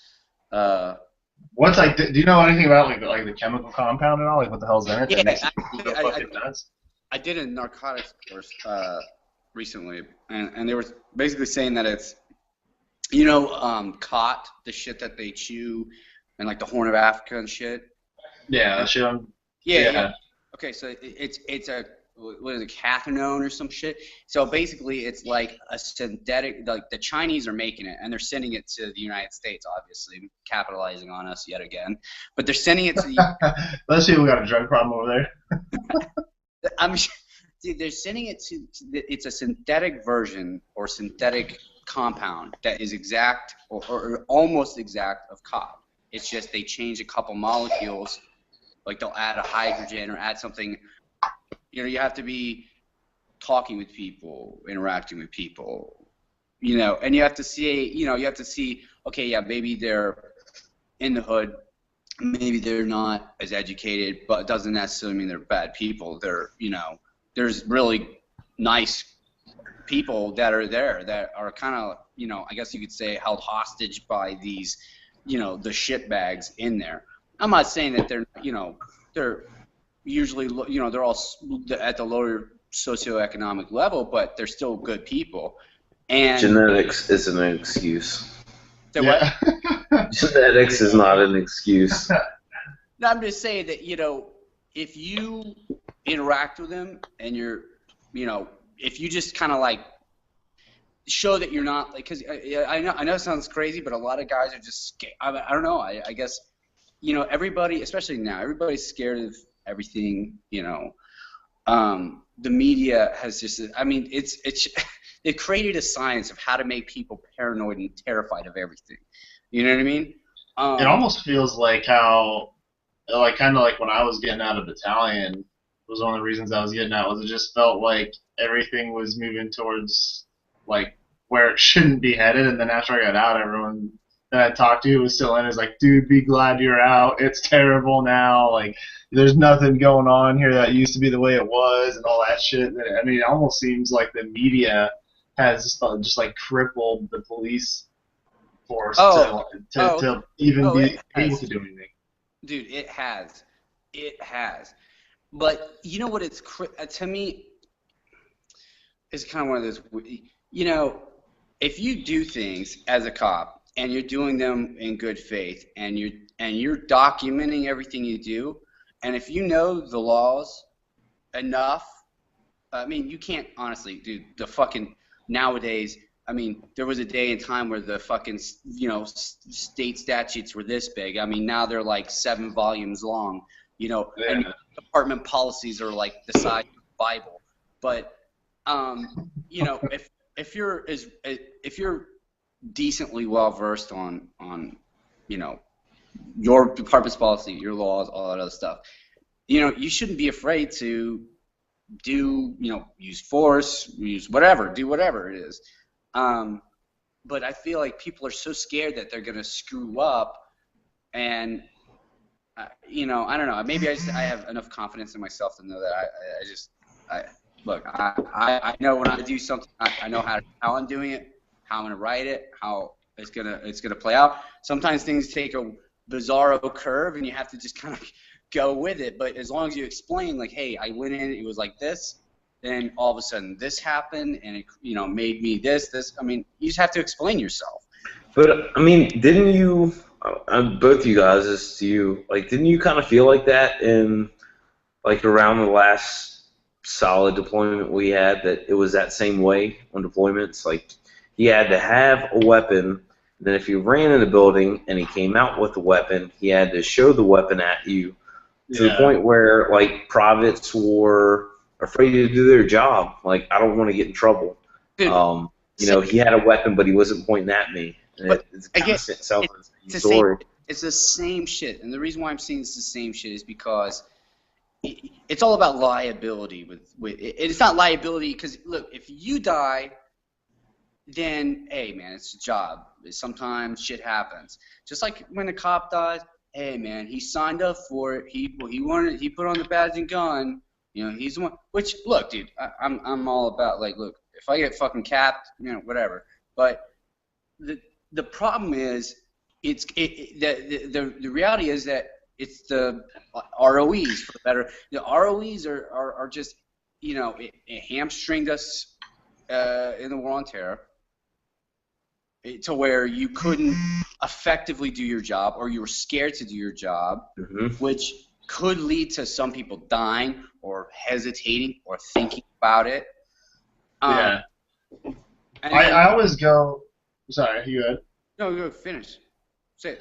I always like when I think about ROEs and shit like that, and I'm watching like World War II stuff or like Vietnam or something like that, and you think of just how that was fought, and no one said, it was all based on the moral of the person. I mean, so. Welcome to the zoo. So we have special guest today, Caleb Whitten, and regular host, Dr. Arnigan, and myself, Chance. Just wanted to really stretch out an awesome shout out to Direct Action USA. They make custom bracelets and cuffs, handmade in the USA. What I really loved about this company is they've been supporting the veteran community right off the get-go. Small business, veteran-owned, awesome custom-made bracelets. Be on the lookout for some of our specialty bracelets, limited edition. So we have that coming. And I'll turn it over to you, Doc J. All right, so we have Caleb Whitten here. You're police in Florida, right? Police officer? Yeah, it's South Florida, Broward County. Why don't you give us a little bit of your background and everything that you do in the military, getting out, that kind of thing, and then we'll kind of touch on the police topic that we're shooting for today. Well, I was active duty from 2008 to 2012. I was in ACO, I was a 3rd Platoon RTO for ACO for most of my tenure in Ranger Battalion, and then my last little bit, I was in Recce at HHC. When I got out, it was in August of 2012, and I luckily got hired by Hollywood PD right after. So started Hollywood PD. It was a pretty good starting point for me because they're a pretty aggressive police force, and they're during your FTO they're smoking you the whole time, and almost like treating you like a private type thing. It was an easy kind of, it sucked, but it was an easy kind of transition, and it almost sounds like you liked it a little bit. A glutton for punishment. Yeah, they smoked you. I was honestly surprised, because I didn't really know what to expect, of the, the training, the people I didn't work with, if it was going to be like, you know, a bunch of soft pussies, you know, a bunch of fat fucks, you know, I didn't know what, you know, I didn't know what to expect. You know, I'd never been in law enforcement. I just had a, you know, I didn't know what it was going to be. And, you know, they had a really good, like, training program there. So, I mean, like, you did an 8-mile beach run at the end of your, like, in-house portion before you even go on the road. You know, every day you did PT for 3 hours, you know. They would, like, take a squad car out from a park and make you push it 3 miles back to the station in neutral and shit like that. You know, just, you know, Yeah. but it was kind of reminiscent of, you know, that being a private and getting smoked and, like, earning your keep and all that. Yeah, so at least it's relatable. Yeah, so it was it was like an easy, like, oh, I can do this. And so I did pretty well there because, you know, there's some people that, you know, I don't know, that you know, they did everything, they finished and all that stuff, but they were kind of like mentally weak, or, you know, they just didn't have that. And I'm just a fucking crazy motherfucker, you know. So I say like horrible, horrendous shit, and you know, people like me there. So you know, I did pretty well. I got finished up with that, started on the road, and just started tearing it up. And Hollywood's kind of like a mix. You got, like, some bad areas, but you also have some rich areas, some nice middle income area, kind of all kind of smashed together in a city. And it's right on, you know, if people are familiar, Miami-Dade County, or, you know, Miami Beach, all that shit. It's like 5 to 10 minutes from Hollywood. So it's all kind of mushed together. So I did that. I just recently transitioned to Broward Sheriff's Office because it's in the same county, obviously, as Hollywood. It's right. I mean, it's just Hollywood's a city, but they've got, so it's like one of the largest sheriff's offices in the nation, and so they've got so many different specialized units. Their SWAT teams full time. I did SWAT in Hollywood, but it was great team. And then they'll package it and then send it. And the Fed has yet to, like, they can't seem to, because they'll ban a substance. Like, they banned bath salts. Remember bath salts? Bath salts. Yeah. Okay. That's what bath salts is, exactly what Flocka is. But what they did was they changed one little molecule, and then they repackaged it and they renamed it because the bath salts got a bad name because the dude, like, ate the dude's face off. So they repackaged it and remade it, and now they've got so many people addicted on this shit that people don't even care if they eat somebody's face off. Nobody gives a shit anymore now. Yeah, that's. I was reading something a while back about like all the new bodybuilder stuff that comes out that they, like, test and all that stuff, and they're like, oh, it's illegal steroids now, but I heard that's all they're doing is they get the, like, what the one molecule they add on, or they do something to, like, make it just a little different to where it's not the same thing that they banned, but it's so similar that it still has the desired effects. You have to think, narcotics is, like, probably one of the, like, if it was a legal business, it would be one of the biggest fucking businesses on the planet. I mean, the amount of money that's put into it, whether it's from the, you know, growing it or creating it to the distribution. I mean, the guys that are on the top of these big, you know, these guys are, I mean, ridiculously wealthy. I mean, Chapo, he's one of the most wealthy people on the planet, and he's the most wanted person on the planet, almost. Yeah. You know what I mean? Like, it's crazy. Yeah, it's crazy. I mean, just look at how much money Colorado has made in selling just weed. Just weed alone, they made, like, an insane amount of money just legalizing it. Well, here's the thing: is that I think that these synthetic drugs may kind of, maybe not, you know. But look, my personal belief, okay, is that if it's natural, like weed, or even like coke, like, but to the, you know, because coke is kind of not crack, because crack is meddled with and based into something you can smoke.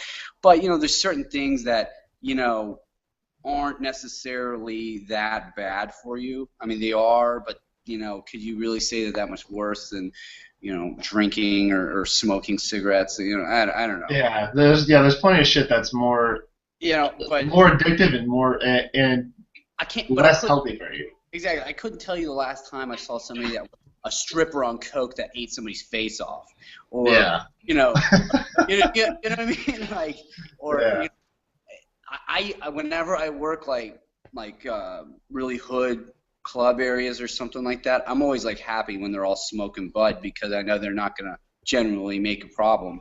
You know, they're all stoned as fuck, but you know. Maybe he hasn't been to Fayetteville yet. Is that where you're at? You're in Vietnam? No, I'm in actually upstate New York, and it is so weird. Like last month, I was living in Ithaca, and so you have like these military hating. Everybody works at a coffee shop, and they have their PhDs, and they sit around and talk about religion.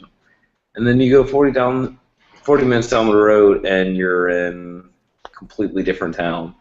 Like, I kid you not, there was a lady that walked into a store, got her items, left for you military, target identifiers of fecal matter as she was walking to and from the store. Nice. Like, these people have the lowest credit scores, minimal amount of teeth, and IQs below the lowest number. It's quite hilarious being around this area. I'm telling you, you guys need to calm down. I'll give you a ride on. I will take you in my hood, man. They love me there. At least you have good standing. Well, no, I mean, like, it's all about, again, like when I said it's like unconventional warfare, meaning, you know, A, you have to be out there.